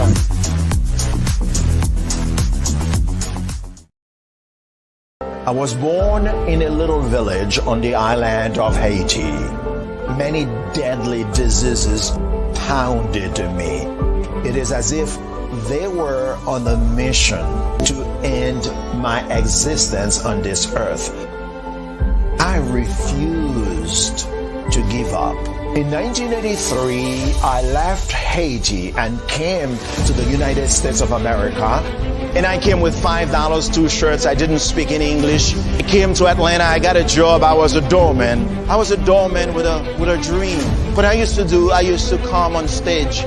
I'd rehearse this moment that I'm standing in front of you. That's the power of a dream. Maybe today is the day you begin acting as if you already have it.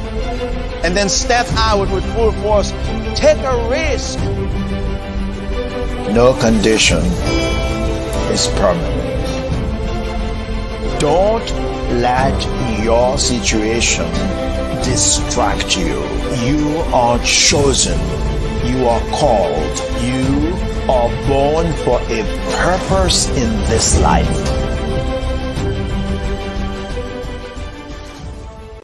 Hey, it's your girl Colette V. Smith. The V is for victory.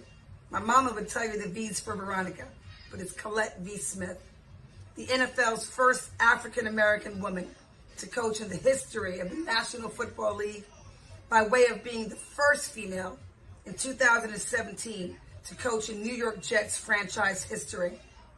Today, I'm the founder of Believe in You Incorporated. Believe in You Incorporated. I got here because I didn't limit myself. I started thinking freely, living life freely. Don't limit yourself. Unleash your power, the power that God created you to be and to have. I got here because I didn't just follow a path. I created my own. You can do the same thing. You know why I know this? Because genius is common.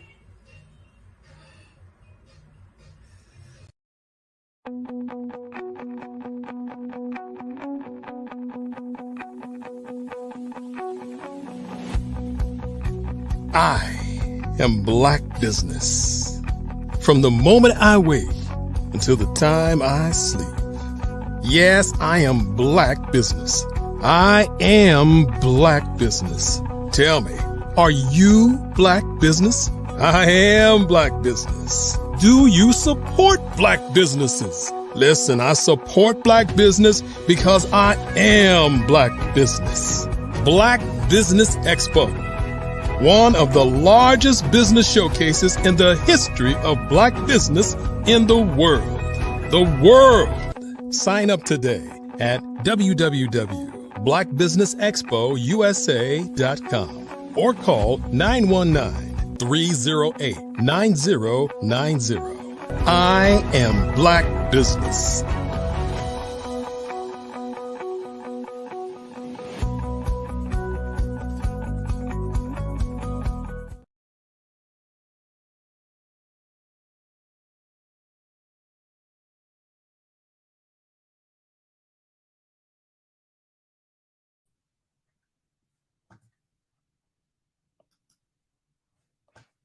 Good afternoon, business owners, entrepreneurs, thought leaders, and corporations. Welcome to the Black Business Network. My name is Angela Baptiste, and I'm your business moderator for this afternoon on the Black Business Network. The Black Business Network is a 24-hour business network showcasing Black businesses, business owners, entrepreneurs, and thought leaders worldwide. We have speakers from North Carolina, London, Singapore, Africa, Japan, and cities all over the United States.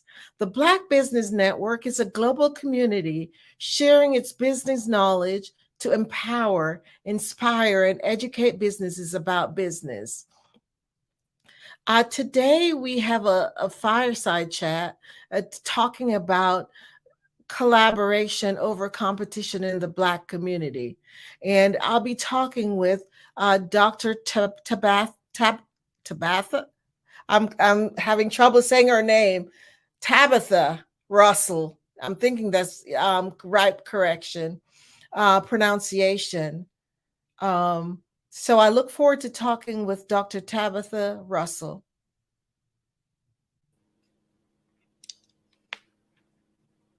Dr. Tabitha, welcome to our show today. Thank you so much for having me on today. It's such a pleasure. It's and I look forward to talking with you. So tell me a little bit about what you do. Okay. My name again is Dr. Tabitha Russell. I am the CEO and founder of Inside Inspired Women, which is the home of Breakthrough Millionaires.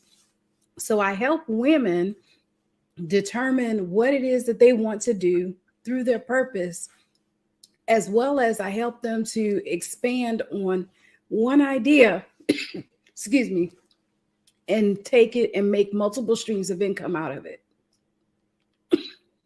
Wow, I see you're losing your voice. Are you okay? Yes, ma'am, I'm fine. Thank you. Okay.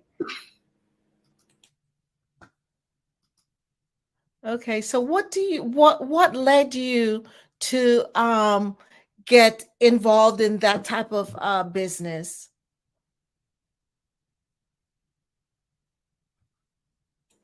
What led me to doing this was that I went through a season where I literally lost everything. I've been a business owner for well over 20 years, and I thought I knew some things. I thought I had things all together, as well as because I had been out there in the industry so long, seemingly things were not going as planned. I took on a business partner at one point, and with me doing that, I made one decision and lost $500,000 through that one decision. And so with that, I literally had to pick myself up and start all over again. I lost my house. I lost my car. I had four small children at the time. And seemingly it was a really hard process, but I made it through. Wow. What did you learn from that? So with that, I went through several different transitions. One was that I needed to be able to get my mindset together. Through all of that, a lot of times going through something like that, it will cause you to seemingly have doubts that it could be done. It would cause you to have fears around the possibility of even have a remotely little bit of success. So for me, through that process, I learned that I was stronger than I gave myself credit for, as well as there were times where I looked around in my circle and there was nobody that I could turn to. But through collaboration, it led me to someone that knew just a little bit more than I did, that helped me to be able to change the trajectory of my business, as well as my thought process around going through all of this. Wow. So it made you a stronger person. Oh, absolutely. And that's where I got the concept of collaboration over competition, because one of the things that I realized is that in competition, or in collaboration rather, we have the opportunity to change the landscape, change the face of our thoughts. We have the opportunity to now link with somebody that could help us to accelerate our process. And let's face it, history tells us that a lot of times we don't see a lot of this going on for whatever reason. Because of the way that things have gone in the past, people are very leery of trying to hook up with someone else in order for them to be able to learn things necessary that they need in order to take them forward. However, because I was hungry, because I still believed in the whole thought around being a successful entrepreneur, I wanted to still hang in there and give it a shot. So one of the things that I did was listen to the instructions that I was being provided at the time. Because let's face it, success was not something that I grew up around, that as far as entrepreneurship was concerned. And so therefore I was basically on an uncharted course by myself. First of all, and then now I'm out here and I'm faced with this tragedy of losing everything. I literally had to figure out what I was going to do. One of the things that I knew that I could do, because I left corporate America to be an entrepreneur, I knew that I could go back, at least make six figures, get some benefits, and start all over again. So I tell people that sometimes even in your process, if you have to go back and redo some things and restructure and then launch back out, do what you have to do. But let your story be your story and not sometimes look at other people. So I learned that through collaboration in itself, that it can be a powerful tool. Wow. I could imagine how devastating that is. But, I love how you talk about it, because failure sometimes, failure, it depends on how you look at failure. Because when you've experienced it, and if you look at it, as you said, like a learning experience, and say, okay, how do I grow from that position? Then you come back stronger and better, right? Yes, absolutely. It allowed me to really go back to my grassroots, go back and rebuild my foundation. And this is where I get the thought of, now we need to diversify ourselves, right? Create multiple streams of income, because if one stream is not working, you still have other streams to rely on that you could potentially continue to build and foster those areas. I did not know that initially when I got into business and being an entrepreneur. I thought the main thing was the main thing, and that was all I was focused on. And I put all of my time, my energy, my resources, all of that into it. And what I found is that that was probably not the smartest thing to do. So through my lessons, through my experience, am I now able to help others fortify themselves in such a way to where if something happens, let's face it, we just went through a major pandemic, everything shut down, all of that. And I don't think that I would have ever thought that the world would stop for a period of time in my lifetime, right? In my lifetime. And so when that happened, we saw large corporations close their doors. We saw mom and pop shops close their doors. And let's face it, in our community, we'll say the Black community, we're already at odds, right? Our dollars don't circulate, and we keep a lot of our dollars in our community like our counterparts, right? So with that happening, I learned that now we can do some things differently. Since if I got to start all over again, I might as well do things differently while I'm at it, right? So I definitely collaborated more. I also got myself to where I got a little bit more education as well, right? Like the areas that I felt as though that I was lacking in, I started to study. I believe that if we study anywhere from 3 to 5 particular subject, we'll become a subject matter expert in that particular area. And that's what I did. My background, my whole existence consists of wealth management, really. Excuse me. But I'm affectionately known as the money makeover mogul. And so I love it. Say that again. The money makeover mogul. Yes, money. Wow. And so I'm like, if we got to make it all over again, why not do it in such a way that it's going to allow you to master those areas that you were once lacking in? And so as you continue to master these areas, you can rightfully say now that I kind of got it together a little bit, right? Like I know a little something, but you put in the work first before you get the title. And so that's what I've learned through this whole process, is that I just didn't get here. I had to put the work in. I had to go through some things. I had to rebuild myself. And now I can help others to rebuild themselves and fortify themselves in such a way to where if something happens, okay, that was that. Now let's continue to move on, because we still have more in our basket that we can work with. Wow. Powerful stuff.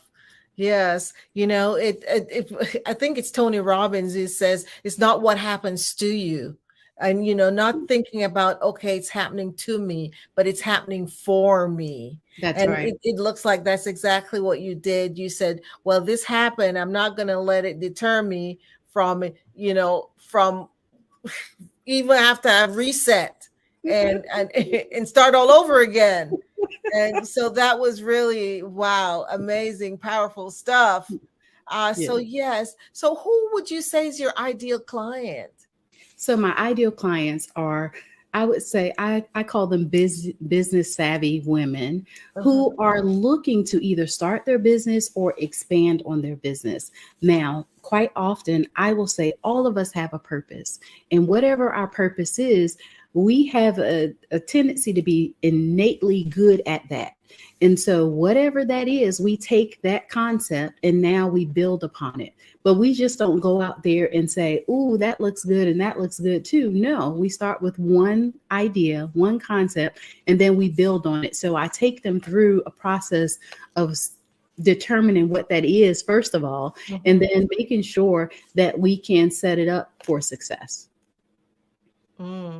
So walk me through what the first session would look like. Okay, so basically, I like to start with the vision of why it is that you want to do this particular type of business. And a lot of people say, well, I have a vision. Okay, so tell me about this vision. And as we continue to unfold it, does it involve self-care? Does it involve community? Does it involve expansion? Does it involve creating a legacy around whatever that business is? Because let's face it, a lot of us say that we want to be in business. However, we're more concerned about the money that we can make from the business as opposed to doing and committing a service and or either a product that brings value to the marketplace. And so because sometimes people are so enamored by the money that they can potentially make in that business, I take them back and say that money becomes a backseat. I had the privilege of writing a book. I divorced my money and married my mindset. And so the reason why I wrote that book, the reason why I wrote that book is that people see the bright, shiny object in the room. They see the money first. However, money is only a byproduct of you being able to give good products and services to those that you serve. So if we now set our vision up to where we serve people first, that money has no other choice but to be attracted to you because people will pay you for good service. And I always say, imagine this. You go to a restaurant, you order your meal. Most of the time, we're going to put somebody on the clock, right? We're going to watch them to see how long it takes for them to greet us. We're going to look and see how long it takes them to bring us our drinks. And more importantly, how long it takes them to bring us our food. And so our businesses are the same way. How long does it take for somebody to turn over to become a customer? Most people say that it takes about 7 touch points. Well, what happens if you can now make those touch points 5, or you can make it 3? You just now increased your life cycle of a customer in such a way, or shortened the span of a person coming from just a spectator to a customer, and now you can turn them over. So in our first session, we talk about what that looks like from short term to long term, and we build upon it. It's similar to a process of like creating a life book, for example. But also, does that include collaboration? Like our network is our net worth, is what I tell everybody. And so collaboration has to be a part of that vision process. And so all of that is in our first session. Oh, powerful. Awesome. So what would you say are maybe the top issues your clients are facing when they come to see you? So most of the time it is, how do they get started? What it is that they need to do as far as creating sometimes the visibility for them to be able to get out there, like their marketing strategy, as well as the other thing that I see is really having capital. A lot of times people feel like that they have to have thousands of dollars a lot of times for them to be able to get into business. Now, granted, I'm not saying that that's not the case. However, every business model should not technically be that way. And so with that, we have the opportunity now to change that based upon their business that they want to get into. Let's face it, social media has become one of the number one tools that most people seek nowadays. We spend hours and hours on social media in any given week. And so we have some tools that we can use, right? We can go online, as well as different things that we can do that can help us to put our business out there and create the visibility. So in order for us to sometimes be successful, we now talk through what that process looks like. But those are the three main challenges that most of my clients experience. Interesting. What would you say is maybe one of the toughest lessons you have learned as a leader, as an entrepreneur? I will say the toughest lesson that I've learned is not to be afraid of failure. And so a lot of times, one of the things that we don't want to do is that we don't want to put ourselves out there.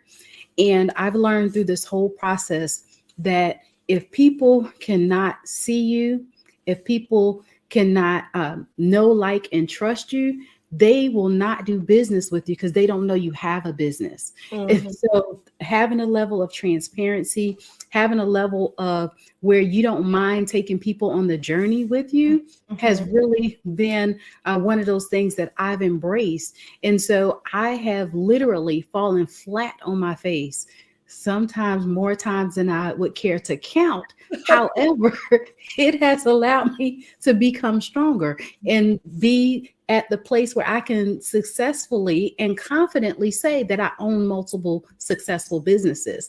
I couldn't say that at one point. I could say that I'm about to show up on this job and clock in at 9 o'clock and be there until they tell me that I can leave and like it. I remember those days, but now that I have the opportunity to help to impart wisdom into others, it gives me the greatest joy. And that is what helped me, though, to be able to overcome some of the challenges that I've had. Yes, just that ability to be resilient. And even though you go through hard times, you look at the failure as, okay, what did I learn from it? And grow from that, and being intentional. Those are some of the things I just heard you talk about, which is so important for us as entrepreneurs. You know, yes, we will fall, but that's not what's going to get us. We just have to pick ourselves up, brush ourselves off, and taking that first step on towards the journey, right? That's right. Because I'm sure you have a goal that you're heading towards, and so you're focused on getting there. Awesome. So who inspires you? So I will say that my mother inspires me. It wasn't really until I gotten older that I learned how much she really enforced the way that I think. I would say that when I was younger, I didn't realize that we were less fortunate and we were without. When I was growing up, I had the opportunity to go to some very nice high schools, I will say. I had the opportunity to go to college, even though we were poor, even though we were without. But my mom worked so hard to provide for us, to where it wasn't until I got older that I really start to appreciate that. And when I look at her today, that she's such a great money manager, that it warms my heart. But I also look at those that are successful, that are out there, that are doing it as well, as, like, I will say, the owner of the Black Business Network. I think that this is just really so amazing with being able to do this. But more importantly, I'm inspired by God, right? God, who is the head of my life, that he has given me the ability to create wealth. He has given me the ability to have wisdom, but better yet, an understanding. So I'm inspired a lot of times by those that are doing the work as well. Those are putting in the time to help others, because I realize that it's not about me. It's not about me, my children, my husband. It's not about any of that. It is how I can help others to get to where it is that they can get to. That is what inspires me even the more, because I realize just being able to see that transition in most people is worth it all. Yes.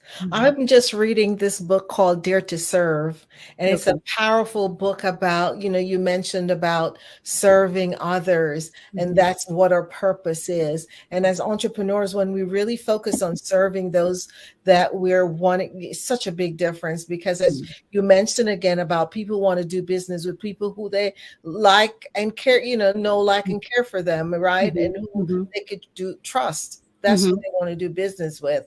So what book are you reading? I'd love to hear what book you're reading. So currently I'm reading The 7 Money Rules for Life. It's by Mary Hunt. And I have, even from the first chapter, had the opportunity to get some good information from that, as well as I've been rereading another book that I just wrote. It's called Go F Yourself. But more, Is it out? Is it published? Yes, it's on Amazon under Dr. Tabitha Russell. But it's the premise of the book is finding faith, fortune, and fulfillment. And the reason why I wrote that book is that a lot of times we're still missing it. Like there's still some key components, some small nuggets, some small tweaks that we can do even in our own lives where we can get to that fulfillment, that place that we say, okay, I'm good. I've really arrived. I'm helping people. I fortified my finances and all of that. But a lot of times I'll read several books at a time as well. That's me too. Someone was asking me, because someone asked me that question, and I said, wow, I'm reading 3 books, because, as a coach, I have to be reading what my clients are reading. That's right. And then, I'm reading for myself as well. They were dying laughing. They're like, how do you do that? That's right. I do. I'll have one down here. I have one in the car, and then I have one that's my travel book. So it just really depends.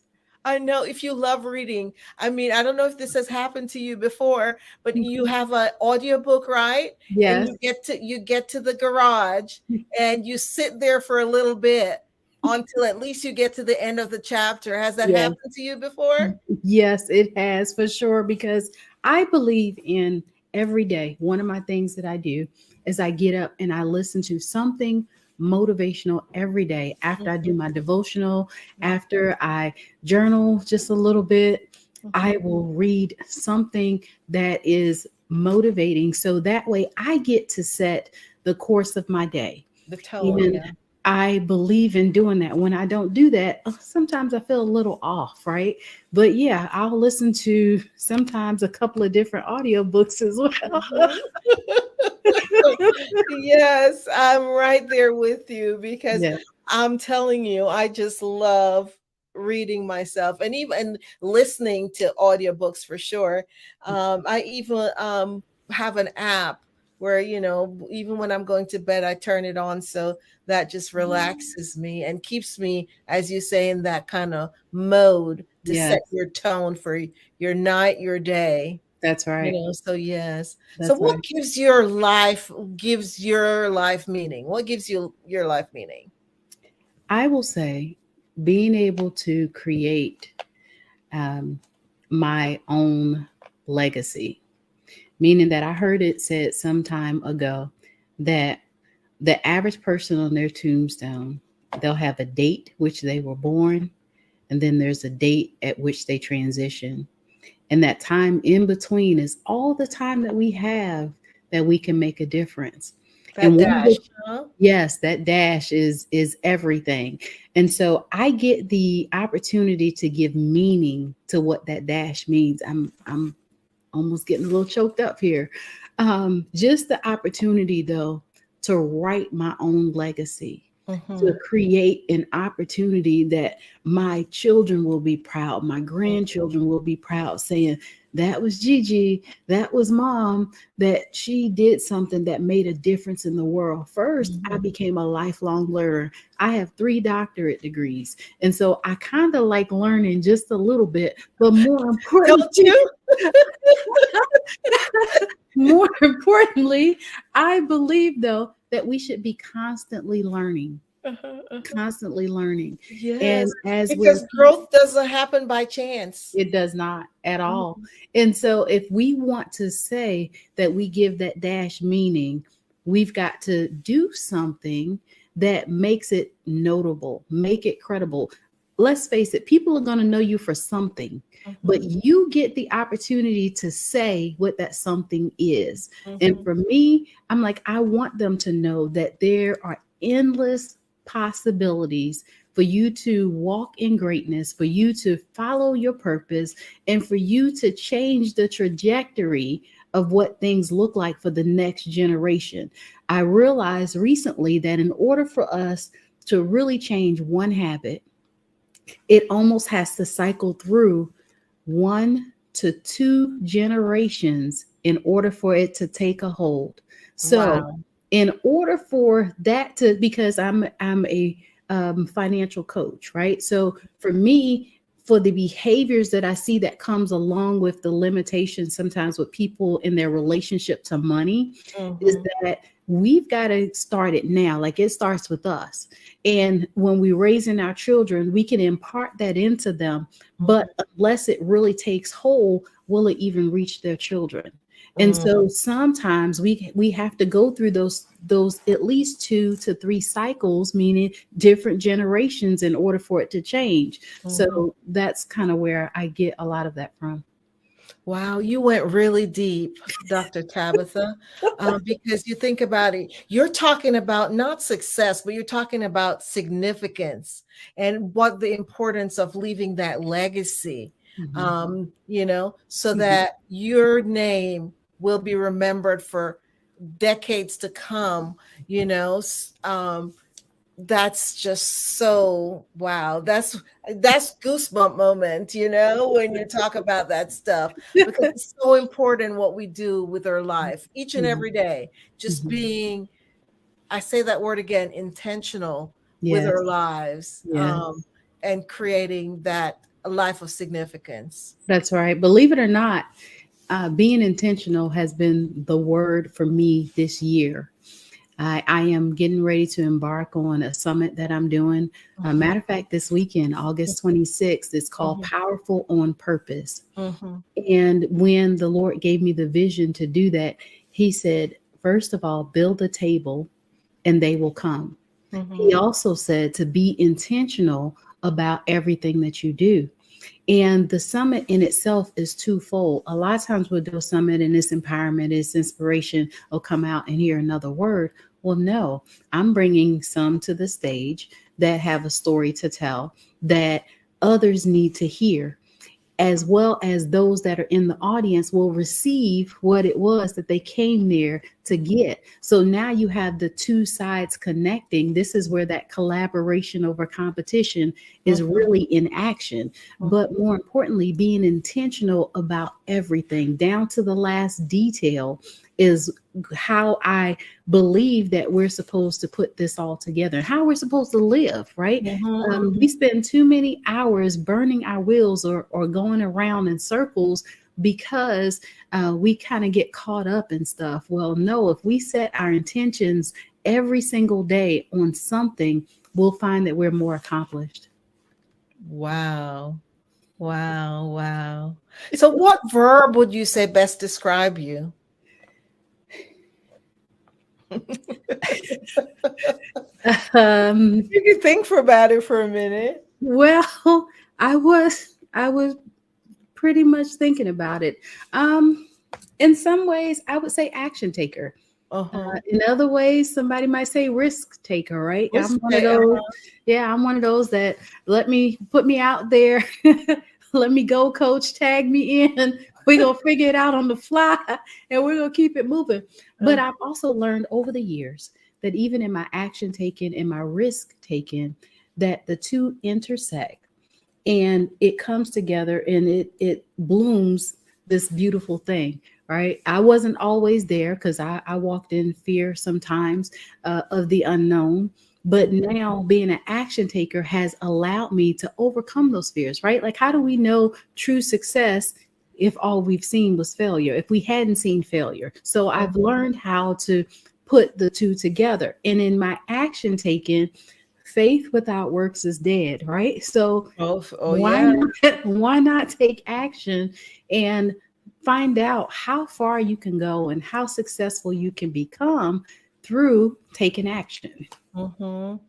I think I know the answer to this question already, but what would you do if, say, for example, no one needed what you're offering?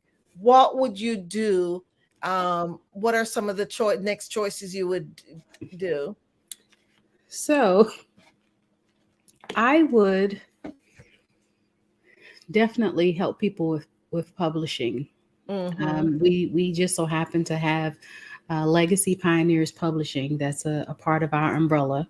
But I really love the opportunity to help people to share their story.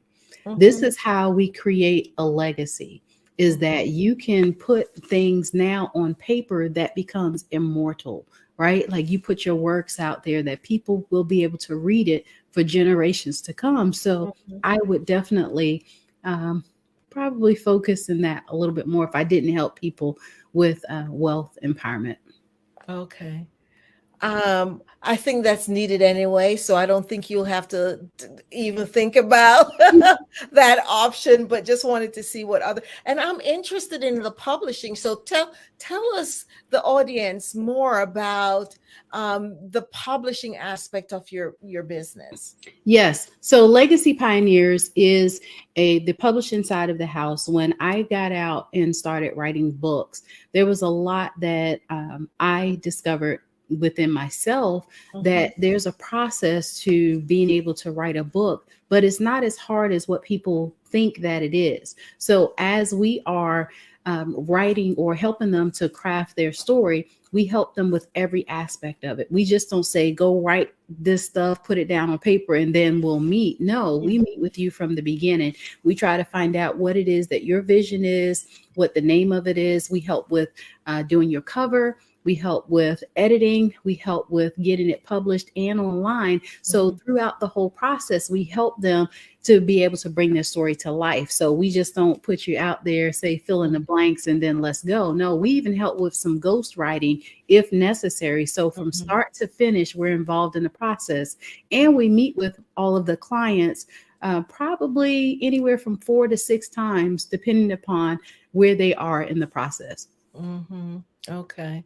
So why do you believe it is important for individuals who are struggling possibly, or, having issues, especially in your field, wealth management? Why do you believe they need to have a coach? So I tell everybody that you are the best version of yourself today by yourself without any help. So now if you collaborate and you get a coach, because coaching is collaboration, whether we want to take it on or not, it is. That is somebody that can walk alongside with you and now bring your vision to life. I believe that it is hugely important, because when you link up with somebody that knows a little bit more than you, let's say, for example, your process takes you 5 years to become successful. Well, working with a coach could potentially cut down and make you more successful, let's say in 3 years or a year for that matter. It really does take the learning curve out of it and allows you to be able to cut out some of the fluffs, cut out some of the learning curve that comes along with creating wealth, or we'll say entrepreneurship as well. Yes. So tell us, what do you have in the works? I have a lot going on. I am getting ready to have my own show on the Bold Brave TV network here really soon, in the next, I would say 30 to 60 days. Where's that? It's going to be on the Bold and Brave TV network. I will have my own show that I'll be doing. That's next. Also, I am starting a new coaching cycle for Next Level CEO that will start September the 11th, where I will work with entrepreneurs from around the country that already either are starting their platform or they're putting together their platform, and for us to be able to challenge them to now get out there in front of individuals. So those are two of my main projects that I do have going on right now. Oh, wow. Lots in the works. So tell us how we could get in contact with you. And so just go ahead and share your contact information with us. It has been such a wonderful pleasure to talk and get to learn more about your business. Thank you so much as well for being here on today. You can reach me at drtabitharussell.com, as well as on Facebook and Instagram. You can reach me at I am Dr. Tabitha, and on LinkedIn, you can reach me at Dr. Tabitha Russell. Okay, awesome. Thank you so much. Have a good rest of your evening. Genius is coming. Thank I'll you. see you on the other side. Thank you so much.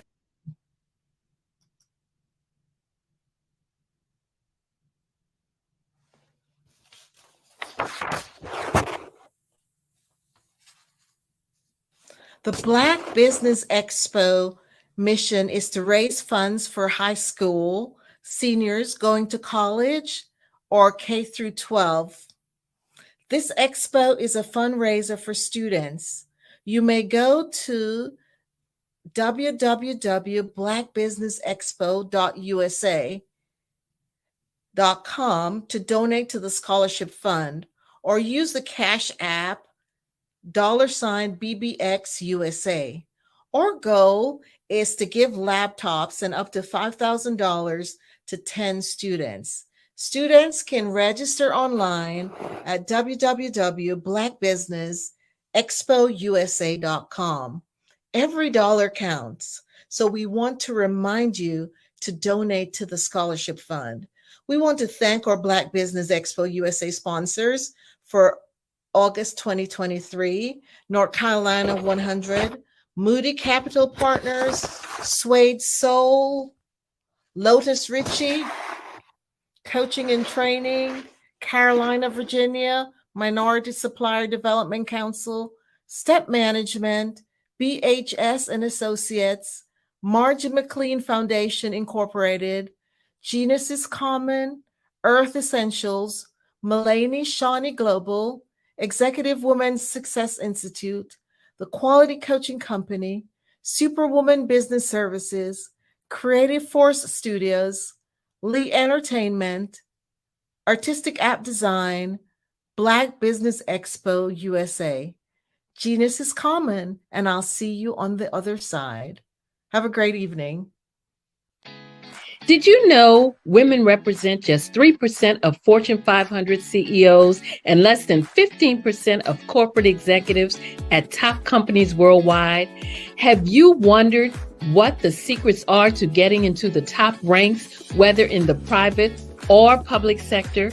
Do you want to figure out how to stop being held back in your career or passed over for promotion? Then you're in the right place. Hi, I'm Dr. Madeline Ann Lewis, President and CEO of the Executive Women's Success Institute. I have decades of experience in the military, the federal government, and corporate America, and my mission is to help women succeed and tap into their full potential. I want to reach 1 million plus women around the world to become the leaders they are meant to be. So if you want to move into a management or executive level position, or maybe you are a female veteran transitioning out of the military into business entrepreneurship, then reach out to the Executive Women's Success Institute at 301-693-3284. Let us get you on the fast track to success.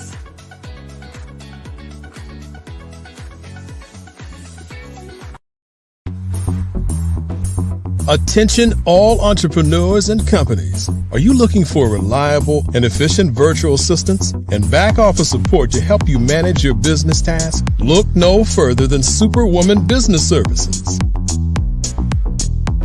Our team of virtual assistants provides a full range of administrative support services, including operations management, social media marketing, and much more. We also offer website design services to help you create a professional online presence that reflects your unique brand. In addition to administrative support and website design, we offer business development and structuring services to help you grow your business and achieve your goals. We'll work closely with you to identify areas of improvement and develop a customized plan to help you reach your full potential. At Superwoman Business Services, we understand that running a business can be overwhelming and time-consuming. That's why we're here to help you fly high and achieve success. Our virtual assistants are highly skilled, experienced, and dedicated to providing you with the support you need to thrive. Come fly with us and take your business to new heights. Let us help you become the superhero entrepreneur you are meant to be.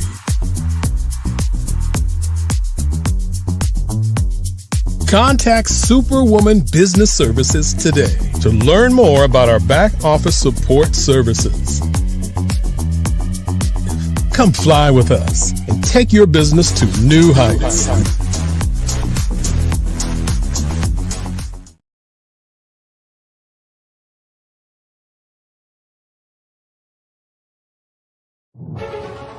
In the heart of America, there are dreams waiting to be realized.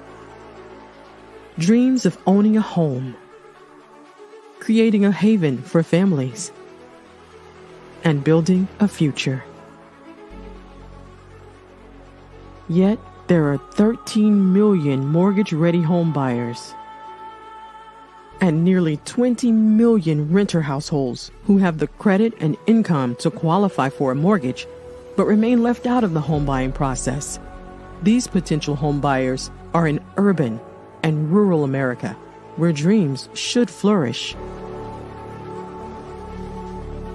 The big banks, the giants of finance, have all exited the mortgage lending business, decreasing their lending footprints across America. They are no longer present and active in these communities. Instead of offering opportunities for home ownership, some of these banks have chosen a different path. They have decided to become mega landlords. They have chosen to invest billions of dollars in rental homes, leaving potential home buyers with fewer options and stuck in a cycle of renting without the chance to build equity and create a legacy for their families. Here is the shocking truth.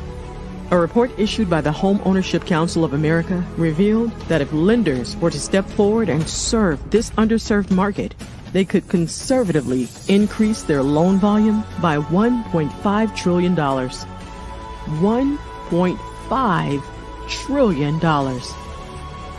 This is a $1 trillion business opportunity, ripe for the taking.